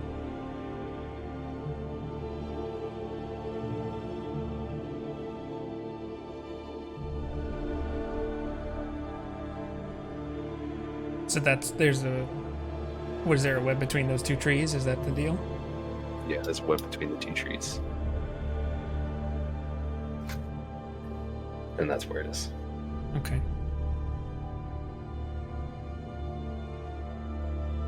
So yeah, Vale. I guess Vale is almost like, I would say Vale's probably like here. And he has the sword out and turns and looks back and is just like, unless there's any objections, like with the sword in one hand. And then Mac would be the first one to notice that there's some spiders passed by the way, kind of near these trees.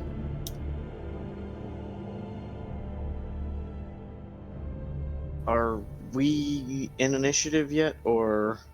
You're welcome to roll for initiative. Yeah, everybody roll for initiative. An 18. I get to reroll those. Oh, halflings are so cool. Why? That's a halfling trait, right? What does that let you do?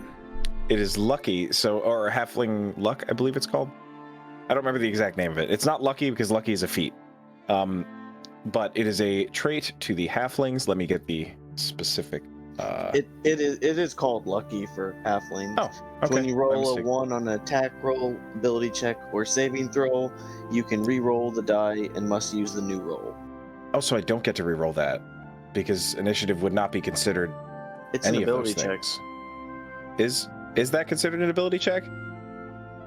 You Well, get DM, the proficiency bonus when, like, it increases with your scores. So I think it would. I'm not sure, so DM I'll- might know better. Sorry. Isn't I'm it not- kind of like a dexterity check? I'm actually not positive what it's considered, so we could just say house rule initiative is considered an ability check. Just It's a skill check because a Just to give- bard's just to jack give of the all halfling trades a little applies. bit more. Yeah, Mm. but a bard's jack of all trades applies to it, so it is. Oh, cool. Dope. So I got a 16. Nice. I got a 13. Ellie? A 5. You're just bringing up the rear for. Having the healer go last is not a bad thing. Oh, it's definitely not a bad thing. It's just funny because it's been kind of consistent with like similar. It's like a Dragon of Ice Fire Peak game too. Oh yeah. You guys are always in the same order. Okay. Yeah. So you notice these nasty looking things down the way, and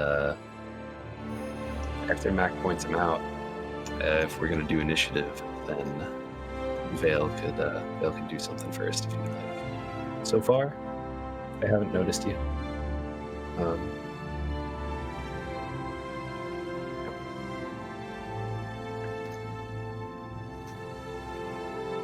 I'm not gonna force you guys to do I'm not really gonna force you guys to do initiative until someone actually tries to do combat things, though. If you just want to kind of move and get into position, you're welcome to do that. Just let me know what you guys want to do. Well, have you So Vale relayed is that to us standing yet, Mac? here. Vale is just like I kind of I thought, okay, so there's spiders. behind him. I see the 2 spiders, correct? Yeah, you see the 2 spiders. I point out, there's it looks like there's 2 spiders, one over there and one over there. I'm gonna try to sneak up and attack one. I would say as soon as you hear me, maybe be prepared to attack yourselves. So if you guys could kind of get into a position where you're available to, I'm gonna try to attack the left one, just 'cause I think it'll be easier to sneak through the trees than the one that's more out in the open. Yeah, just boom, takes out the bow and arrow. It's just... So should we reposition on the map, or what do you? Yeah, go for it. Let me know what you want to do. I would say I would like to get to, I don't know, how tall are these rocks right here that I'm next to now? Like, would I be able to hide? Is that something I could hide behind, or is that more of like really low rubble? I'll say those are the biggest one would be like 3 feet tall or so. So I would let you hide behind it. Okay, that's where I would like to get up to, kind of before trying to move into attack. So then I would let them make their movements before I went any farther. All right, so why don't you roll me stealth? You got this. 25. Yeah. It Yes. it hung on like the 3 or the 5 for a second. I'm like, ooh, and then it dropped. I was like, huh. Be honest, that would still be like a 17. It would be a 12. It might have still been enough, but I'd rather a 25. Rogues. Yeah. Pretty much, just don't roll a 1. Yeah, as you start to get closer, you see that these things are massive. They have to be like 8 feet off the ground with just hairy legs and bodies. And these fangs are like, the fangs have to be 2 feet long, a foot long, something like that. Yeah, as they just kind of 2 feet long. That's almost as big as I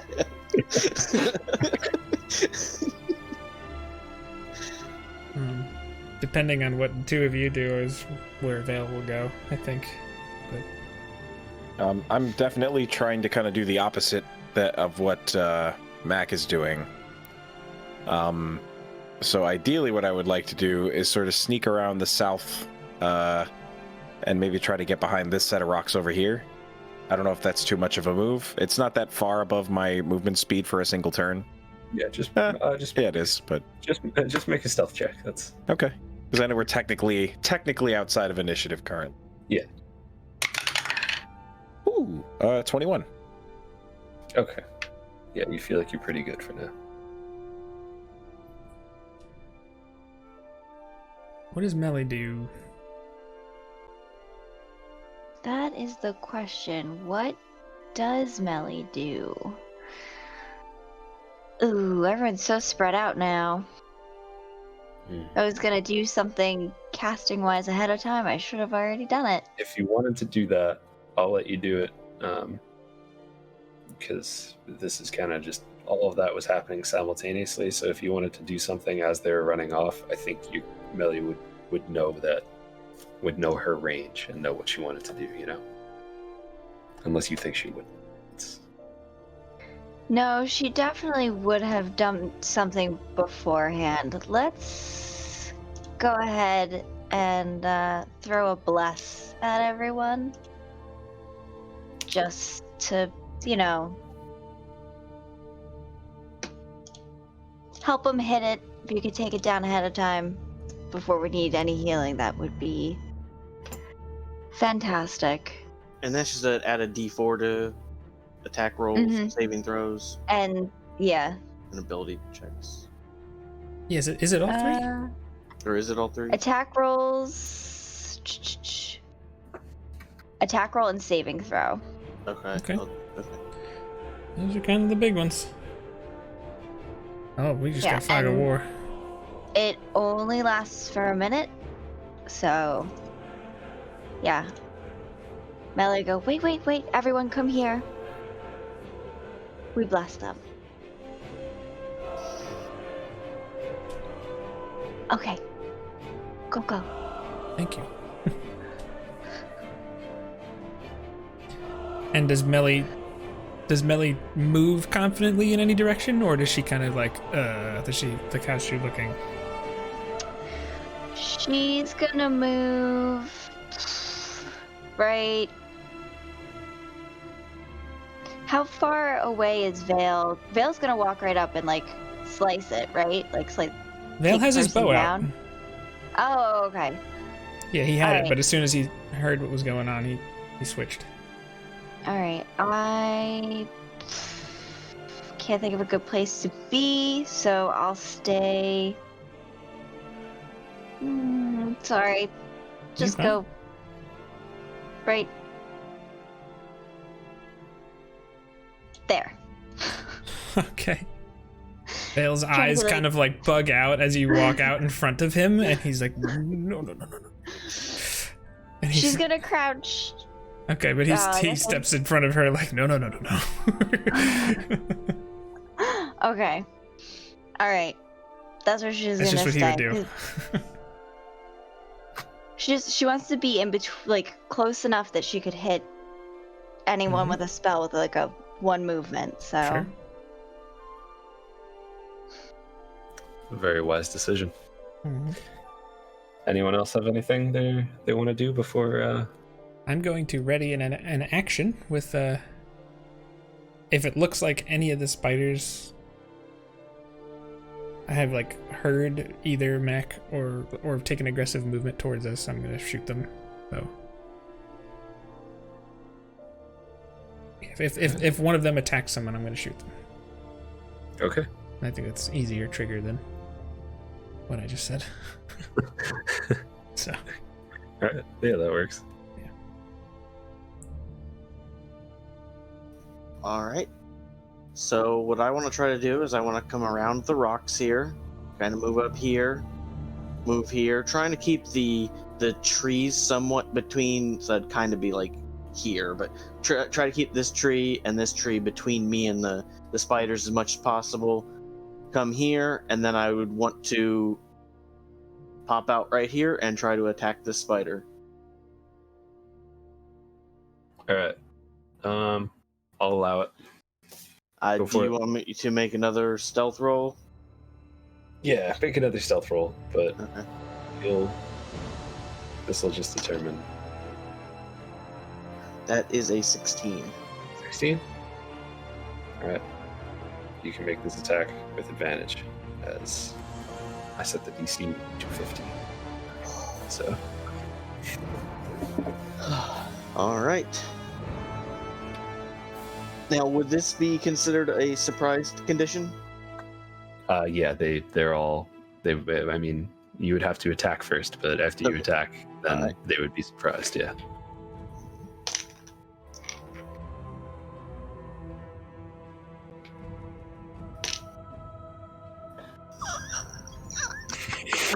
I rolled an 18, and then I rolled a natural 20. Hey, there you go. Does that double crit? I don't know. I don't know because I do have Assassinate, which Okay. any attack on a surprised creature is an automatic crit. So I don't know if that would be a double crit or not. I don't know what the rules are on that, honestly. I don't think there are rules for that. Okay. It's just a crit. Okay. You could roll an extra d6 if you want. I mean, that's up to you. I'm not gonna turn down an extra d6. Yeah, go for it. Why not? All right. Hold on just a second here. All right. Because that is pretty incredible. Twice those dice. What? And just so you know, with sneak attack, I'm also already rolling. Well, now it'll be 4d6, but a fifth one. So, do I add my +3 modifier twice or just once? Just once. Okay. Yeah, it's just the dice that you double. Okay.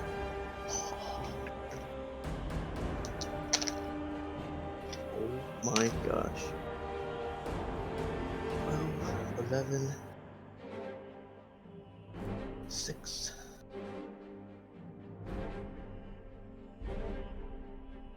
$32 damage. Piercing. Oh my word. 32 piercing damage. Sorry, I had to do a minute of math there. Michael, how would you like to do this?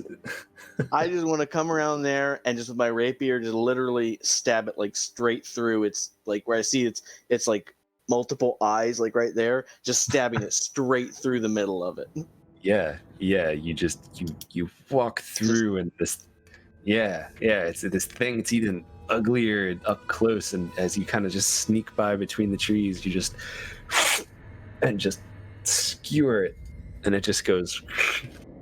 And as Skelly said, the spider died that day. Oh my gosh. It just kind of flips, and its legs just curl up as it's dead, and there's just this black, nasty spider blood looking thing that just kind of pours out on the ground as we can remove this combatant. Oh my gosh. That's just gross. That's just gross in so many ways. You're muted, good sir. Thank you. Now I'm going to take my bonus action and I'm going to dash. And I'm going to run up behind this one right here. Okay. And that is where I'm going to end my turn. All right. Brings us to Vale. Okay, well, Vale is going to make sure he's got a clear shot, so he'll move these 3 squares and just shoot at it with his bow. Yeah, go for it. That would be... No, it's not. That's a natural 20? Yes, sir, it is! Okay, all right, yeah, it's another crit. DM moment of, are you kidding me? Come on, man. It's my first crit of the campaign, let's go! Alright, so 3 and 7 is 10 plus 3 piercing. Makes 13 piercing damage. 13 piercing damage? Yes, sir. So 13 piercing damage is going to really hurt. This thing is just gonna... I don't know what sound a spider makes, but it's gonna... It just goes right into the side, into the body of the spider, and it's not feeling good. It's not happy. It is still up. And is that your whole turn? 2 action surge or not 2 action surge? That is the question. I'm gonna hold off on it for the moment. I think. I'm just gonna stay there. I'm good. I think I'm done. Okay. All right. Echo. You had the 16 for initiative, right? 16? Yeah. I actually had a 21. For initiative? Yeah. Did you roll? Oh, no, I'm sorry. No, I'm sorry. I lied. Did I say 16? I thought you said 16. You said 16. I did say 16. I think I actually gave you the wrong number because I have a 15 here, but maybe that was something. Whatever, it doesn't matter. So I had a 16. For all intents and purposes, I had a 16. Okay. If I said 16, I probably said it right, but there's a 15 currently on my D20, which is a weird thing. But anyway, yes. So I will go. So seeing Vale fire off that arrow, I sprint into action in 5, 10, 15, 20, 25, 30, and once I'm at 30 feet, Echo does a bit of a flourishing spin and hucks the spear at the body of this spider. Do I have advantage on this attack as my friend is flanking? Yeah, you have advantage of the attack as it's surprised and you were attacking from stealth before. Okay. Come on. Give us the Triforce. Not quite. Okay. That's okay. 18 plus, it's 24 to hit. 24 to hit? That'll do. Hit. Yeah. Okay. And that will be 7 piercing damage. 7 piercing damage. Mm-hmm. It is still up. Okay, dope. Because I complete with my final space of movement and run and go to do a flying knee at this thing's face. Oh god! All right. As a bonus action, and cool, I will call this a flurry of blows because we established that I have to say that ahead of time if I want to do 2 attacks. Okay. So I will spend a key point and do a flurry of blows. Don't you get to make a melee attack as a bonus action anyway? I do, but what we said last time is that if I want to do a flurry of blows, I have to decide that before I use my bonus action attack. So I have to use the key point regardless of if I get to use the attack or not. So I will spend it currently. I guess I get advantage on that too. So okay, yeah, it's another 24 to hit. That'll do. Okay, and I do 6 points of bludgeoning damage. 6 points still, of bludgeoning? Is it still alive? That's exactly what you needed. Oh, okay. So, what does this look like as this halfling runs through and throws a spear at him and knees him? Exactly like I said. Basically, he's running full sprint. He sees the arrow go off, realizes what's happening, ducks around the rocks, runs kind of low, takes the spear out, does a little bit of a spin, throws it, doesn't even look to see if it lands, and as he finishes his spin, he just runs, jumps up, and knees it in the face. Okay. So the spear hits. I'd like to think the spear hit like kind of right next to the head, and then he just comes up with his knee and just crack right up in the wherever the pointy bits aren't, the one spot that there aren't pointy bits around the mouth. Sure. Yeah. Yeah, well, you do that. Jake is so triggered by all this. There's something extra gruesome about the words pointy bits. Oh my gosh, it's just so gross.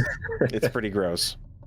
So you get him, and it just same type thing. It just crushes. It just the eyes all kind of just like, just like smush in, and same thing. It's like just kind of curl up. Can I add a mechanical thing since it died?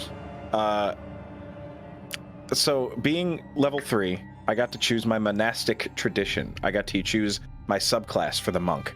I went with the way of the open hand, which is kind of the bread and butter basic one. When I do my flurry of blows attacks, I get to choose one of 3 effects to impose. Since it died, I would assume that it auto fails whatever save would be involved in this. Basically, I can make it make a strength saving throw.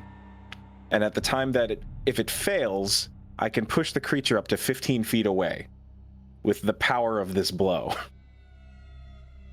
So my thought is that I crack it so hard upside the jaw that it does a backflip and flips 15 feet away, smashing into the ground.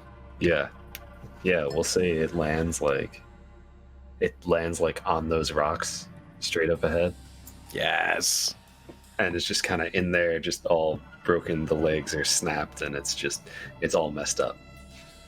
The visual on a halfling doing that is just so cool. I love God. Echo. Oh my gosh. Does that complete your turn? I mean, technically I have another unarmed attack, but as there are no other creatures to attack, I don't do anything, I guess. That we know of. I land cool. Is Melly doing anything? It's Melly's turn. Melly will stay where she is because she doesn't see. She was only made aware of those 2 spiders, so she doesn't see anything else. She'll wait until given the all clear that it's safe to inspect the person who's hanging. Okay. Yeah. Sure. So shortly after that happens, you have this moment of like, okay, all right, good. We did it. That was easy. Easy peasy. No problem. All in a day's work. And then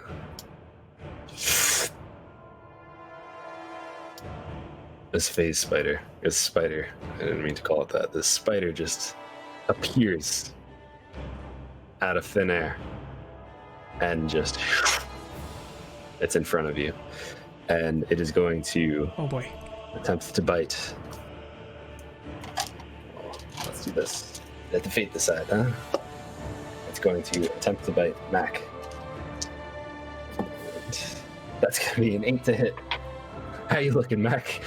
I'm all right. Just kind of like take a quick step back. Okay. Yeah, so it just kind of, and the giant fangs just kind of snap in front of you. But it won't do.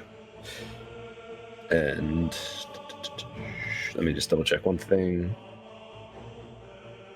Okay.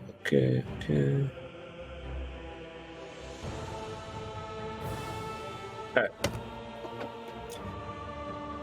That is Homeboy Spider's turn. We had another guy that had rolled a natural 20 on his stealth back here. Well, I didn't think enemies could get natural 20s, Josh. Well, it was the red die. That's the one that I actually rolled the 20 before too. Let's see. He might not be within reach though. We'll find out.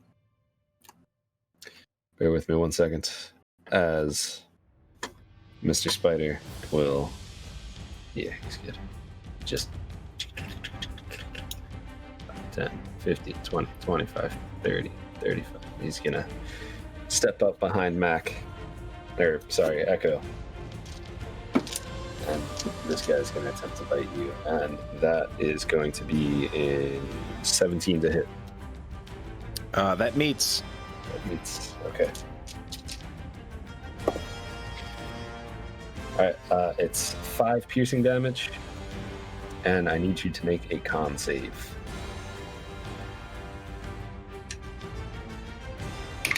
Con saves are never great to hear. Oh, 17. Okay.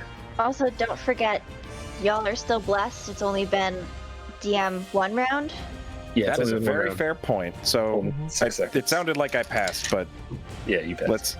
so it's an 18. And also, It helps.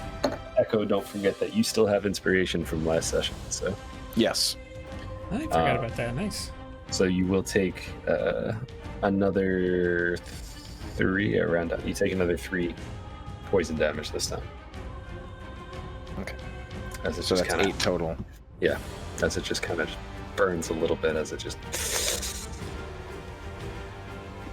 And it will now go back to Vale. Okay, so they are definitely different looking spiders, right? The one that just appeared, absolutely different. Okay. The other one is like it's a big ass spider. Yeah. I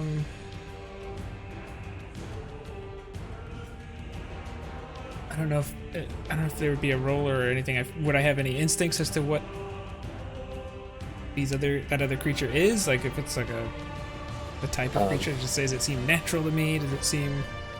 It's weird that it appeared out of like just thin air. Sure. Okay. I would say. Absolutely. Okay, I'm just going to shoot the, or try to shoot at the one in front of Echo right there. Okay, yeah, go for it. Okay, so it's a 9 plus bless is 4, so it's a 13 plus 7 for my modifier. Oh yeah. 20. Yep, that'll hit. Yeah. Okay, so 3 plus 3, so it's 6 piercing damage. Okay. And I don't like that he's got hit. I'm going to use my action surge. Okay. And I'm going to do it again. Go for it. I don't know if a 9 hit, a 10, I'm assuming would hit. Yep. Okay. A natural 9 hit, so I'm assuming a natural 10 hit. Oh, yeah. Yeah. Okay. So no, that was, otherwise it's 14. It's a 21 on this one, so yeah. Yeah, that'll hit. This one is okay. 4 plus 3 is 7 more piercing damage. Just enough. You got him. Just kind of sticks into the side of it. And just in that same motion as it was chomped down on Echo, it just kind of flips forward as you've now fired 2 arrows into its side. It falls over. Dead. Okay. And I think at this point I would just move over a few squares to, because I can move 6 of them. I'm just going to move here just to kind of line up a shot. Okay. But then I think I will end my turn. All right. Yeah. Echo. Okay, I will move directly in front of it, and I would like to use my bonus action first and do a flurry of blows. Okay. So my first attack, I'm guessing I still have advantage, I assume? Yeah, because you guys are flanking now, so I would say, yeah. Mm-hmm. Oh. Come on. That's a natty, baby. That's that beautiful Triforce I love to see. Yeah. That is the 4th natural 20. Yeah. These dice are no joke, baby. Let's go. Okay. Let's go. So it's only a d4, but that's not what I'm most interested in. All right, so that's max damage, which is 8 bludgeoning damage. Okay. And I would like this spider to make a dexterity saving throw. Has to beat a DC 13. Yes. Let's see. Wait, is it 13? I might have that wrong. 8 plus proficiency plus wisdom. Yeah, 13. It's got 15. Or 14. Yeah, that's sorry. Pretty easy for it to beat. I figured it was going to pass, but I also get to do it every time that I deal damage with one of my attacks from Flurry of Blows, which my second is coming right now. So, let's see what we get. 17. Or 2. So we'll take the 17 plus 4, 21 plus 6, so 27 to hit. Yep, that'll hit.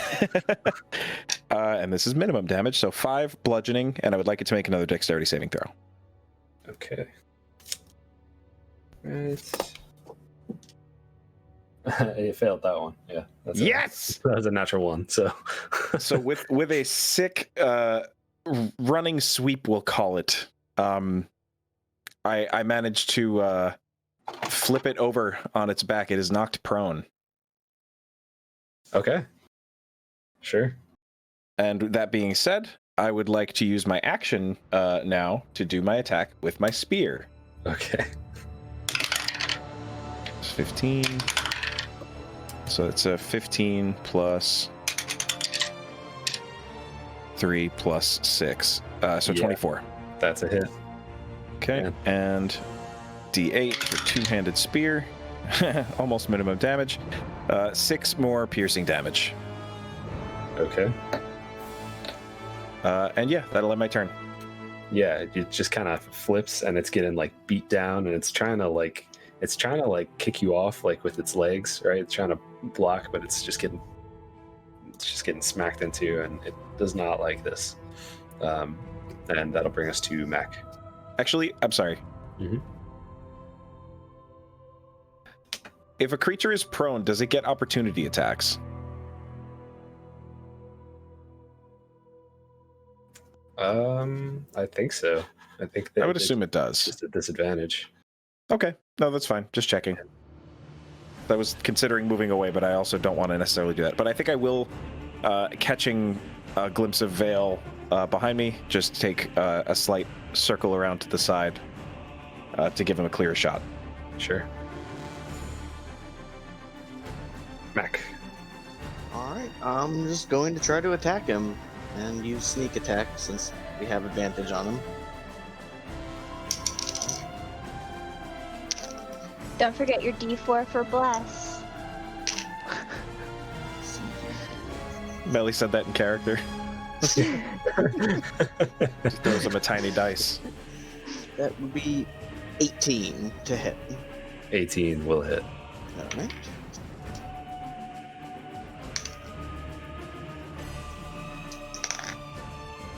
Eight piercing damage. Okay. And I will end my turn. All right. Yeah, you just kind of. I'm assuming with the rapier, just like it's like it's not really like a mess. With that, that'll bring us to Melly. All right. Oh, geez, Melly's so far away. 1, 2, 3, 7. You got this.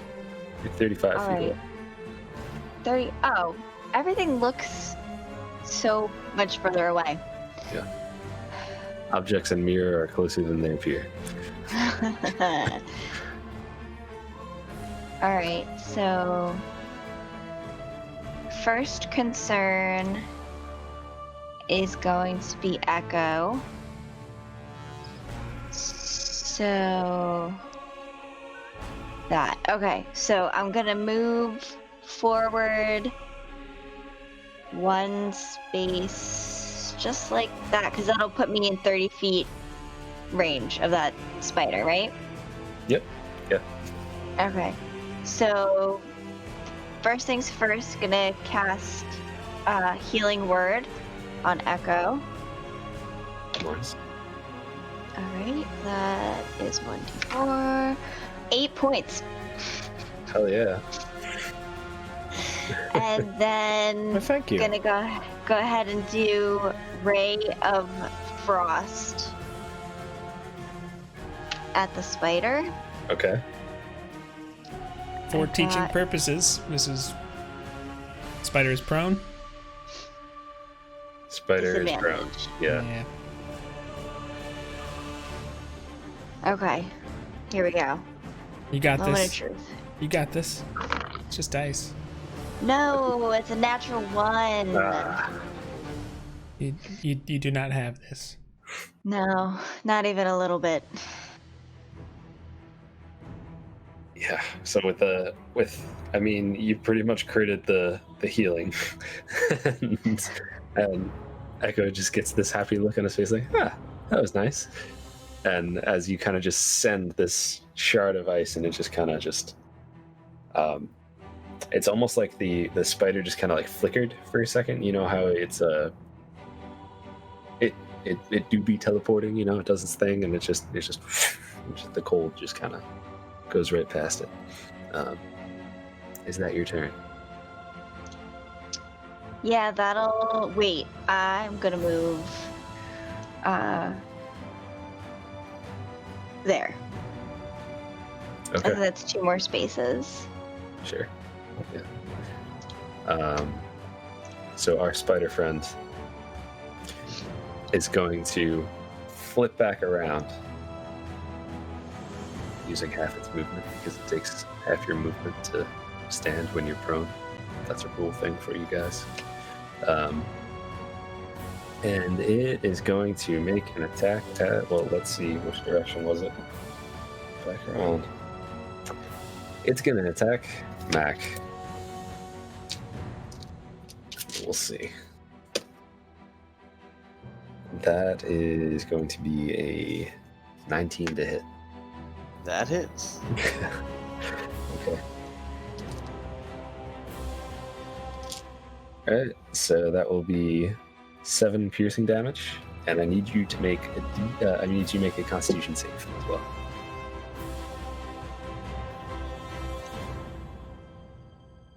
Don't forget you're blessed. That is a 9. A mysterious voice whispers in the wind. With the blessing? That's yeah. Did you use bless? That was a natural 4. My bless was a 3. And then I have a +2 modifier. Okay. But yes, that was with bless. Thank you. When you get almost as much on your D4 as you do on your D20, it's rough. Okay. So you are going to take.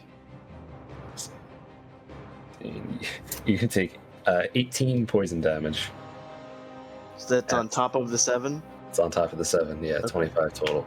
As it just kind of bites into you, and you just feel this burning sensation, as you almost feel like it's binding you up, like you can't move as freely, as it slows you momentarily. And I collapse to the ground, Oh, okay. incapacitated. All right, yeah. Okay. Yeah, so it slows you severely, and as that happens, as you drop to the ground, the spider will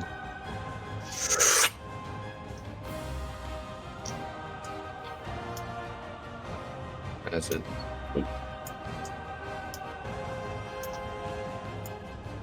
it shifts out. No fair, Josh. No fair. This is a lot easier than the last time you made me fight a face spider. That's true. And as far as you know, that's it for its turn.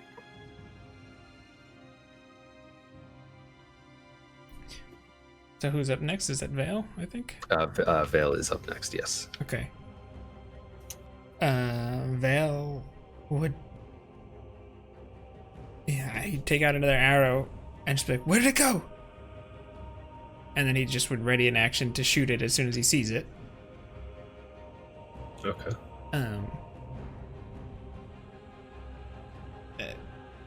And you said, I'm sorry, you said that Mac went down though, right? Mac went down, yeah. Yeah, I think Val would be very concentrating on trying to kill this thing, because maybe he would just wander one step forward, but yeah, I think that's about it. He would just ready an action to attack it as soon as he can, if he sees it. Okay. Alright, so then, Mac, I need you to make first death save. Now, do I still have bless on this? Yeah. Okay. Why not?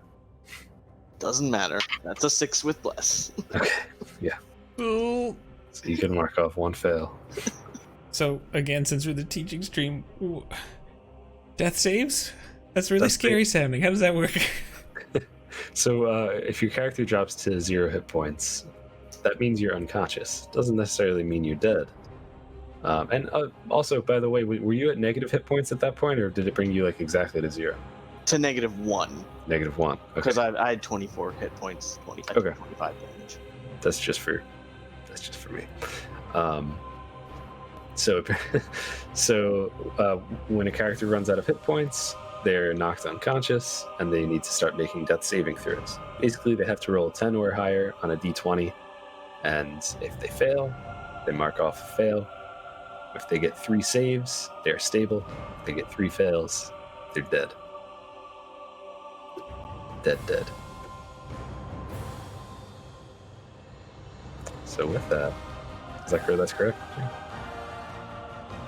With that, it's now Melly's turn, because Mac has failed his first death saving throw. All right. Whew.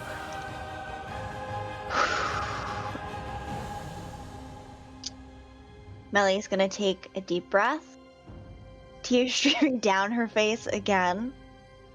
She's going to use a sorcery point to tap into her meta magic using distance, and she's going to cast Spare the Dying on Mac. that, if you don't know what it does, normally... Wait, hold on. I have to make sure that I'm within 1, 2, 3, 4, 5... Alright, actually, hold on. I have to move 1, 2, 3, 4... Would you say that's 30 feet, DM? Yeah. Yeah. Okay. It's kind of like weird the way it zigzags there, but that's 30 feet. Okay, so with Spare the Dying, normally you'd have to touch, but because I'm using the meta magic, it expands the distance to 30 feet, and it stabilizes him. You don't have any hit points still, you just don't have to make death saving throws. Then I'm also going to go ahead and do Healing Word. I'll just let you know that you wouldn't have to do both. If you heal him, he'll automatically stabilize if he has hit points, and then he'll come back at whatever amount of hit points you give him. Now, just are we playing negative hit points to where I have to? Okay. No. Negative hit points. That's not a 5e. I think that was 3rd edition was the last time they did negative hit points. I think.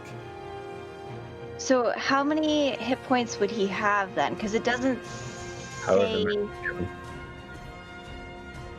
Well, it doesn't say that I have to roll. It just says you touch a creature that has 0 points, the creature becomes stable. Yeah.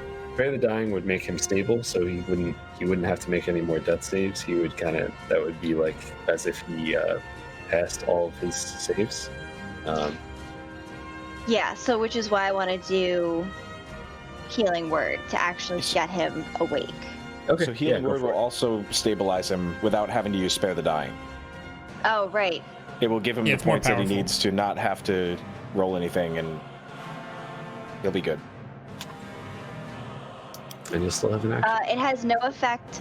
Oh wait, that's undead. Okay. All right. Maybe he's undead. No, I didn't think of that. You knocked that off. Okay. Well, whatever. Semantics. Here we go. Gonna try and... Oh, I could have done that instead. Oh well, I did what I did. Alright, you get 5 points of healing. It's not much, but it's something. That'll do.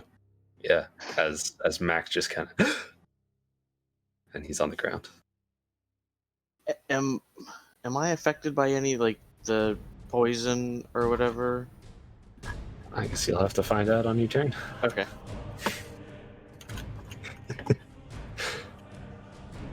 Oh, you. Don't like that. So, Melly, is that your full turn?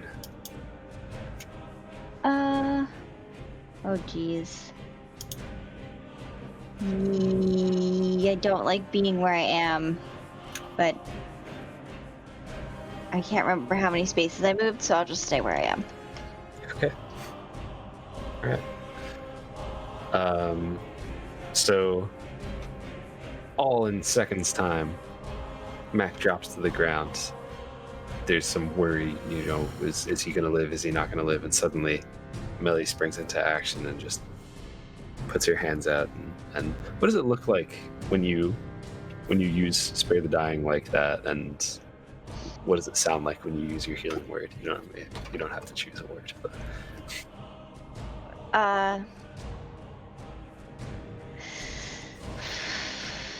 Give me a second to think. Does it is there like a beam? Like what color does it like? Yeah. Sound like a holy sound. What? Definitely like a celestial light, like radiating from Melly. Yeah. I love And that. in like kind of reverberating voice. You still have a destiny to fulfill. That's awesome. Yeah. Yeah. So as you see this shining light just spring forth out of Melly, Mac's eyes open.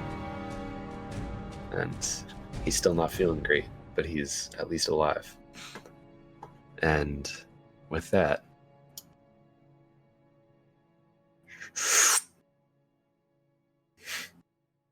you could make your attack. Okay, now because I'm using a bow and he is right next to me, I have disadvantage on the attack. Yes, you do. Which means 2d20s take the lower one. Which changed a natural 20 into a 9. But I'm still blessed. So Still 9 blessed. plus 2 is 11, and then my modifier is 7, so it's an 18 to hit. That's gonna hit. 4 plus 3 is 7 piercing damage. How do you want to do this?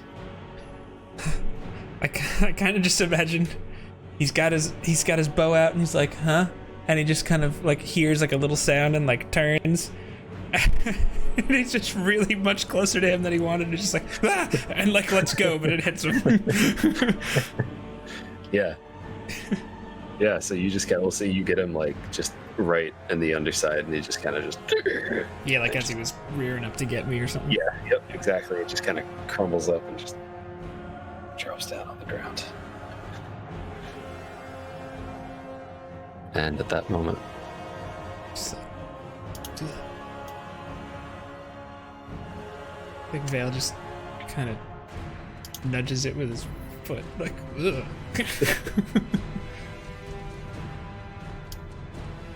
so you kind of take a look around, all of you, and things appear to be safe. Nothing has come from the woods or anything since you killed that spider. Nothing has phased in front of you. Mac is alive. Is everyone okay? I try to stand up. Can I stand up? Yeah, you can stand. I Do I think need to Echo make would a have. stand-up saving throw? No. No, you're good, but you do have. Echo would definitely run over and help. So you will have disadvantage on attack rolls and ability checks until you are no longer poisoned. So.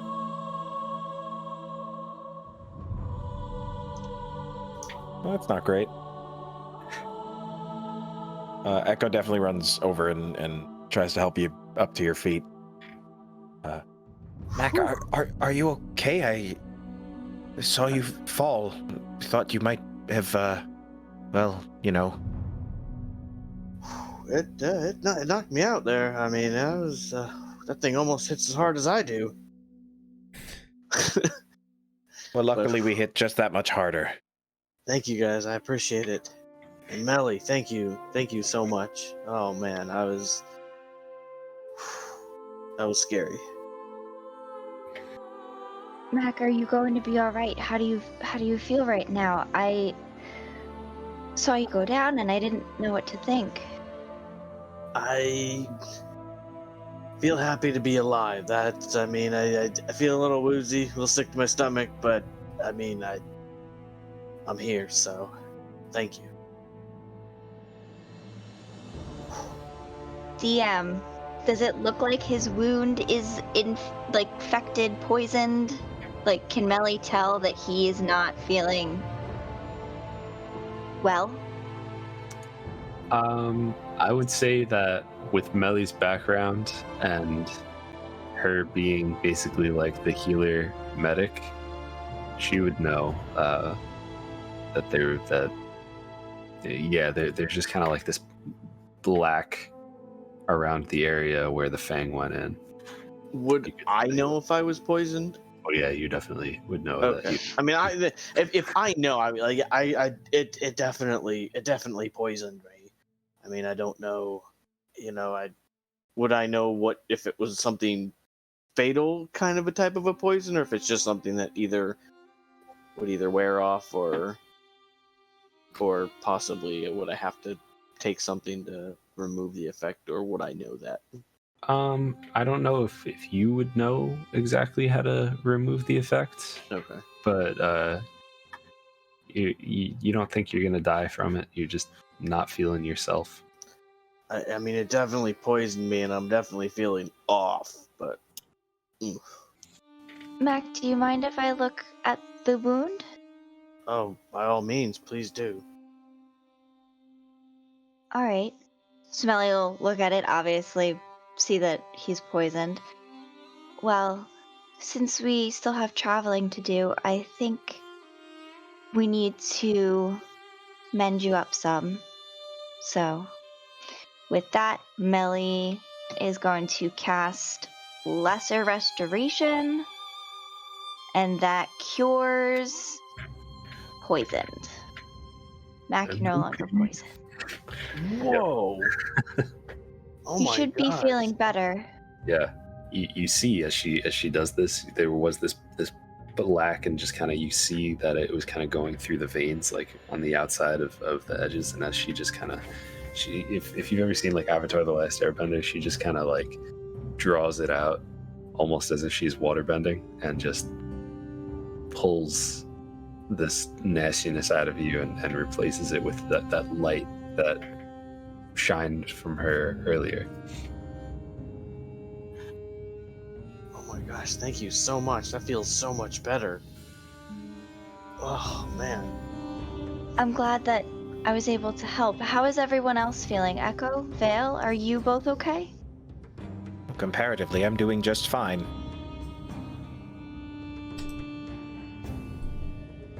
Yes, it didn't hit me at all. That was incredible. All of you were incredible. Did you guys see Mac? One hit and that spider. Yes, you kind of traded one hits there. It seemed like it seemed Well- too soon. It's not too soon, is it? No. Okay, I mean, all right. It's all a part of it. I mean, I was trained in that art, but sometimes it has its disadvantages when you get hit back. It was a very Yes. well placed blow. Thank you. That Indeed, was, it was. mighty spear and footwork yourself, I might add. Yes, well, sometimes the pointy end does come in handy. So, DM, what time of day is it? It's probably sometime like the early afternoon, mid-afternoon. Well, I do think it would be a good idea for Mac, even if he insists on continuing, that we take a break, maybe in a little bit distant area from here. Well, there's Just- a couple things I'd like to do here first. One, I do feel like we should cut that person down because most likely they're not alive, but I do know that spiders do sometimes store things alive, but, heavily poisoned to where it might not be able to be, move, or at least possibly to get some information off of it. And the other thing that I want to do is I do want to cut the poison sac out of these spiders to try to gather some poisons for my kit. Okay. Well, after that, I do insist that we take a rest. Fine with me, yeah. Vale just takes out his sword and... Come on, Echo, you want to give me a hand? no, but yes. Fair enough, my friend. Just tries to cut through these webs, and being careful of the body doesn't want it to just like fall. Oh, you were fine and now you're not because you landed on your face. It's nothing like that. Yeah, Echo does what he can to, to help. Right.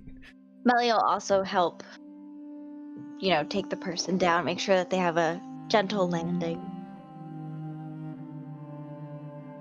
Okay. Yeah. So do you just like you cut it down off so that it falls on the ground? Like, well, I mean, obviously you stopped it, but did you open it up so that you could see what was inside, or just cut down? Now that you mention that sounds like that's smarter, but I didn't think of it. So he's just gonna try. He's just cutting the thing free. Yeah, I think that's fine. Yeah. Yeah.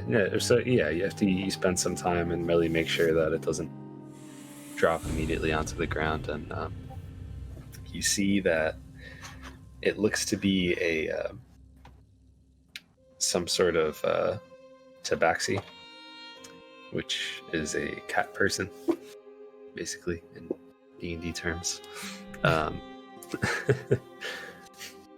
Is Freaking weeps. is it alive? Male, female, anything? Female. She's not breathing.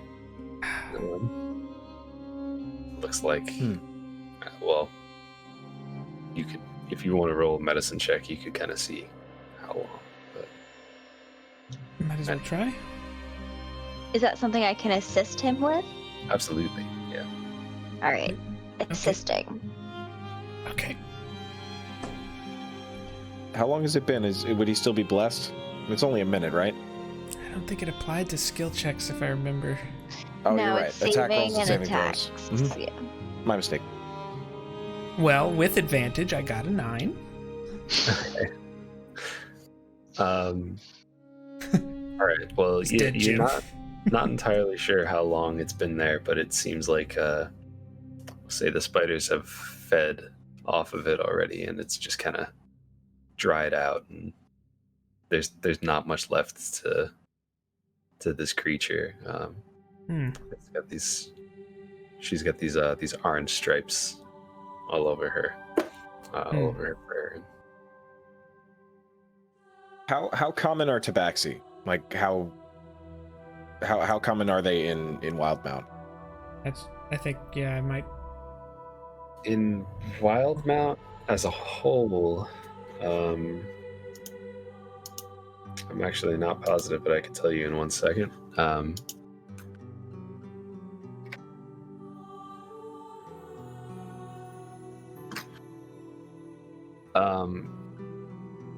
Okay, yeah, so in Wildemount as a whole, maybe not crazy common, but over by the Menagerie Coast and in the Graying Wildlands, like specifically in this forest that you're traveling in, tabaxi are very common here. I guess the question is, are they known to be common here? Like, is that just sort of general knowledge? Yeah, I was gonna ask if Vale would know anything about that too. Vale, you could definitely roll a history check. And Echo, yeah, why don't everybody roll a history check? I got a Unless you 14. Once Melly was told that she's not gonna make it, she's dead, Melly would have like wandered off like 10 feet, maybe 15, and started digging a hole. I got a 19 on the history check. Yeah, so you would know that tabaxi were they were native to these lands. They were native to this forest before the corruption, and now they used to have a good life here. Now they've kind of refused to leave everything behind, but they carry on like a nomadic lifestyle and still live in the forest. Would Vale also know a little bit of that, or? Also know that you would also know that they blame the elves for the corruption, and they kind of hate your kind now. Okay.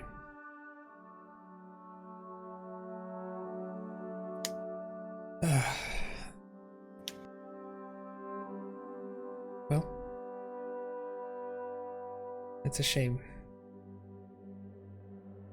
We were here sooner. Maybe we could have done something. Hard to say. Sad to see someone go this way. And a tabaxi. So rare to see them nowadays. Yes, it's true. Whatever happened at Melasmia was not kind to them either. I think Vale would try to search the body for anything of use or identifying or Sure. anything like that at all. Yeah. So she's got like a she's got a It's like I guess like a bandana type thing tied around her arm. It just has like a little symbol on it with kind of like some swirly lines. It's like a nice looking design. And she also has clutched in her hand a it's like a mechanical canary, like a little bird, like if you could, there's like a knob on it. If you would, do you want to twist it and like see if it does anything? Or Vale would. yeah, if you twist it, the wings like flap gently, kind of like a gnomish trinket. Does that- Oh, I'm sorry. I was gonna ask if she seems like she was an adventurer or like capable sort. She had a dagger on her as well, Armor. and a hand axe. No armor. No, just kind of cloth. Okay. It's hard to say in the state that she's in right now how capable she was, but she would have been prepared for a fight at least, you know. I'm just really Is there curious. anything? Go ahead. Sorry. Is there anything with a name? No, like as far as like papers like written anywhere. No. Mm-hmm. None of Or that. just like a bag, like that she maybe had a name on it or anything like that? Okay. No coin either. I think at that point I'd also go and help Melly dig in the hole. I would just look at the canary a little more, I think, before I moved away. Try to study it, learn it. You said it looks like it's gnomish in design? Yeah, it's kind of like you've seen stuff like that just in stores in like Uthadern. It's just kind of like a little trinket. Like a toy? Yeah, pretty much. Yep. Okay.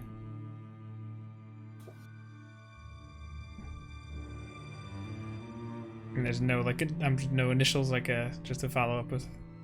No, okay. No, the only two things I would say, not necessarily of significance, but just of noting, aside from the clothes that she has on her back, is just she has like the clothes are plain. There's the marking on the bandana wrapped around her arm, and then she was clutching that canary in her hand. Vale would take the bandana off the arm.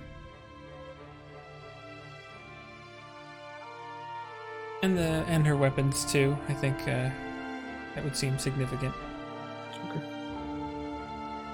Just as he's gathering her things and walks over to help Echo and Melly. Maybe if we find some tabaxi, perhaps they will know who she was. I don't know.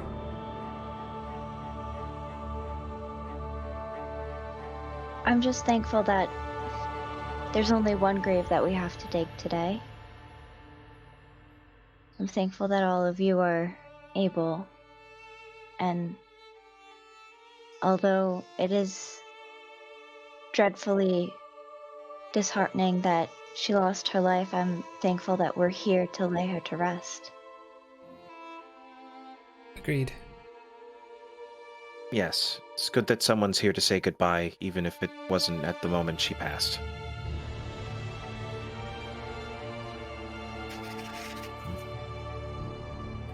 I think obviously there's things to handle. I know Max was talking about the poison stuff, but once we're done kind of digging a grave for her and things are kind of settled, Belle would just say, typically tabaxi are not, they tend to not like elves very much.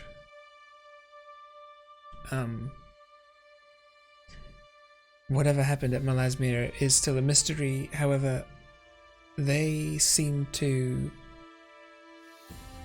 kind of blame my people, and I mean, who knows? Maybe they are right to do so. I don't know that.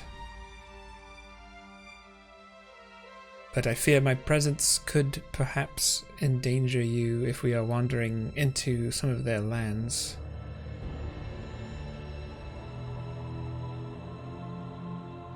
Just something to consider, really. Well, I don't know. not that I want to have you in our group for selfish reasons, but I would feel significantly less safe without you with us. So,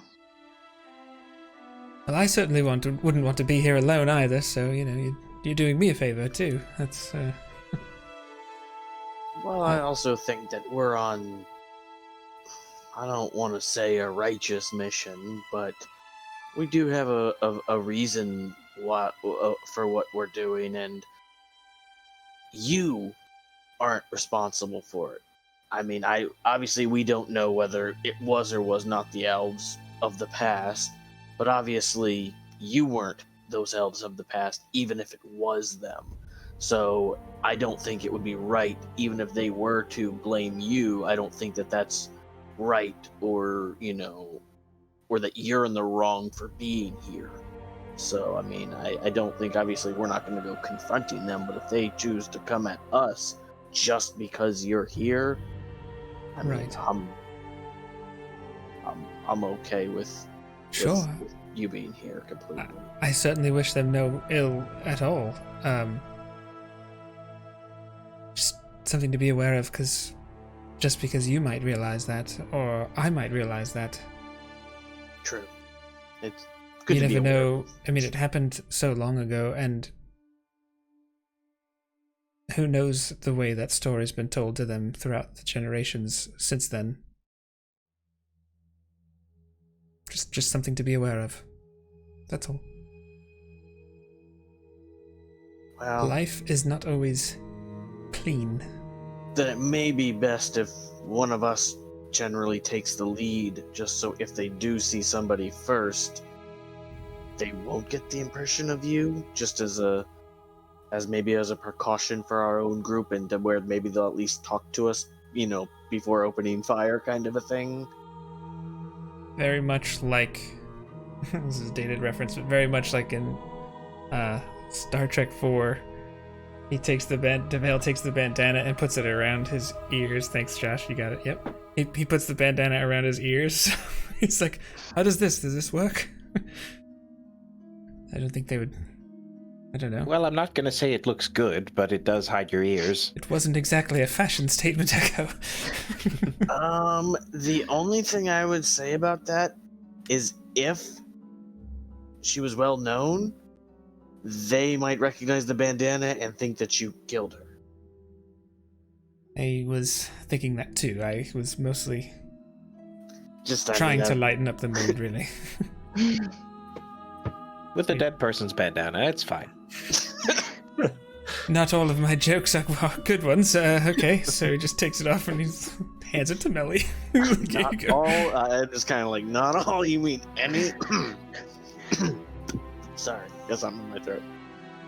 Vale, if it would be alright, I would also like to wrap her trinket in the bandana, just as, respect for her and her family. That way, if we do come across, Yes. any of her loved ones, they'll know that, her body was taken care of respectfully, and as well as her Absolutely. belongings. Yeah, he hands the canary to Melly. Molly will gently wrap the canary in the. You can't see my hands, but I'm doing like wrapping motions. That's how you know. And and then gently place it. She's got pockets in her cloak now. It's official. In one of her cloak pockets that has like a button.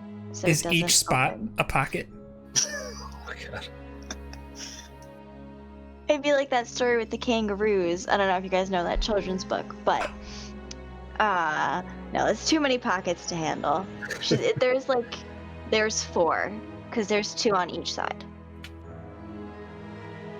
Since the mood's been lightened, I kind of want to reverse this a little bit because while you guys were cutting the body free and doing all that, I wanted to harvest the venom sacs from each of the spiders, if possible.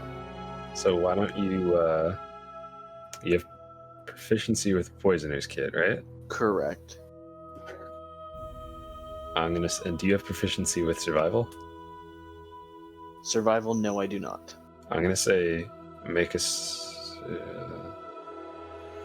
All right, I'm gonna say make a survival check with proficiency. Okay.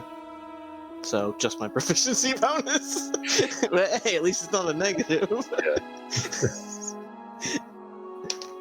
Well, it's wisdom. It'd basically just be wisdom for the poisoner's kit. That is an 18. Yeah. So you're able to harvest all of it, no problems. You just expertly you get in there, and it's really nasty. And like at one point, you think you saw it move, and you're kind of, but they just kind of hear this as I'm digging the venom sacs out. Absolutely. In the middle of the nice, funeral that we're having for this woman. Come on, man. Let's just have a moment of silence. My bad. Gross. Sorry, Spotify. And I may give the phase spiders an extra couple jabs just because. Yeah, sure. So you're able to harvest all of it, and you think that, with some time, you could definitely make something with that, something usable. Would you say I got like 1 vial per spider? Yeah, that works. I like where that's heading. We'll talk about what that means next time. So have you guys buried the body at this point? Yeah, I think that would be a goal. Yeah, I think Yeah. so. Yeah. Grab like a rock as a grave marker. Okay. Yeah. So we'll say that Mac had finished up with the spider by the time you were lowering the body for sure. Say the words that you said. Drop the body. Found the nice rock. And with that, we will end our session, and we'll pick up next week, as it is 10 o'clock. Nicely done. Great job, guys. Everybody, thanks for hanging out. We love hanging out with you on our Sundays, the perfect end for the weekend. Mm-hmm. I didn't see any questions. Let's take a quick look. I don't see...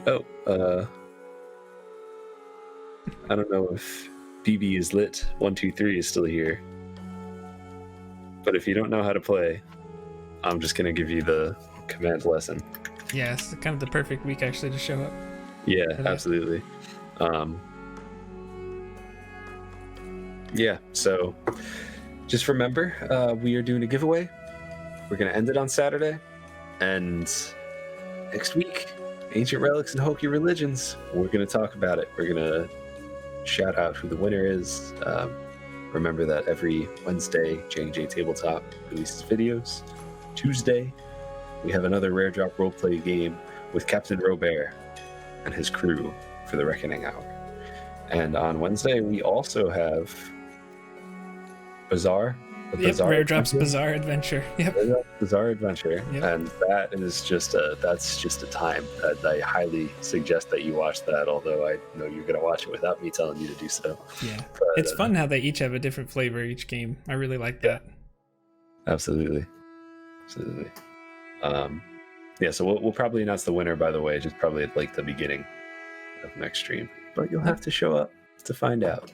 So with that, see you all next time. Thank you for showing up and hanging out for another adventure in Rare Drop Roleplay. This has been JnJ Tabletop and crew for Ancient Relics and Hokey Religions. Have a great day, everybody. Bye, Stay everybody. safe.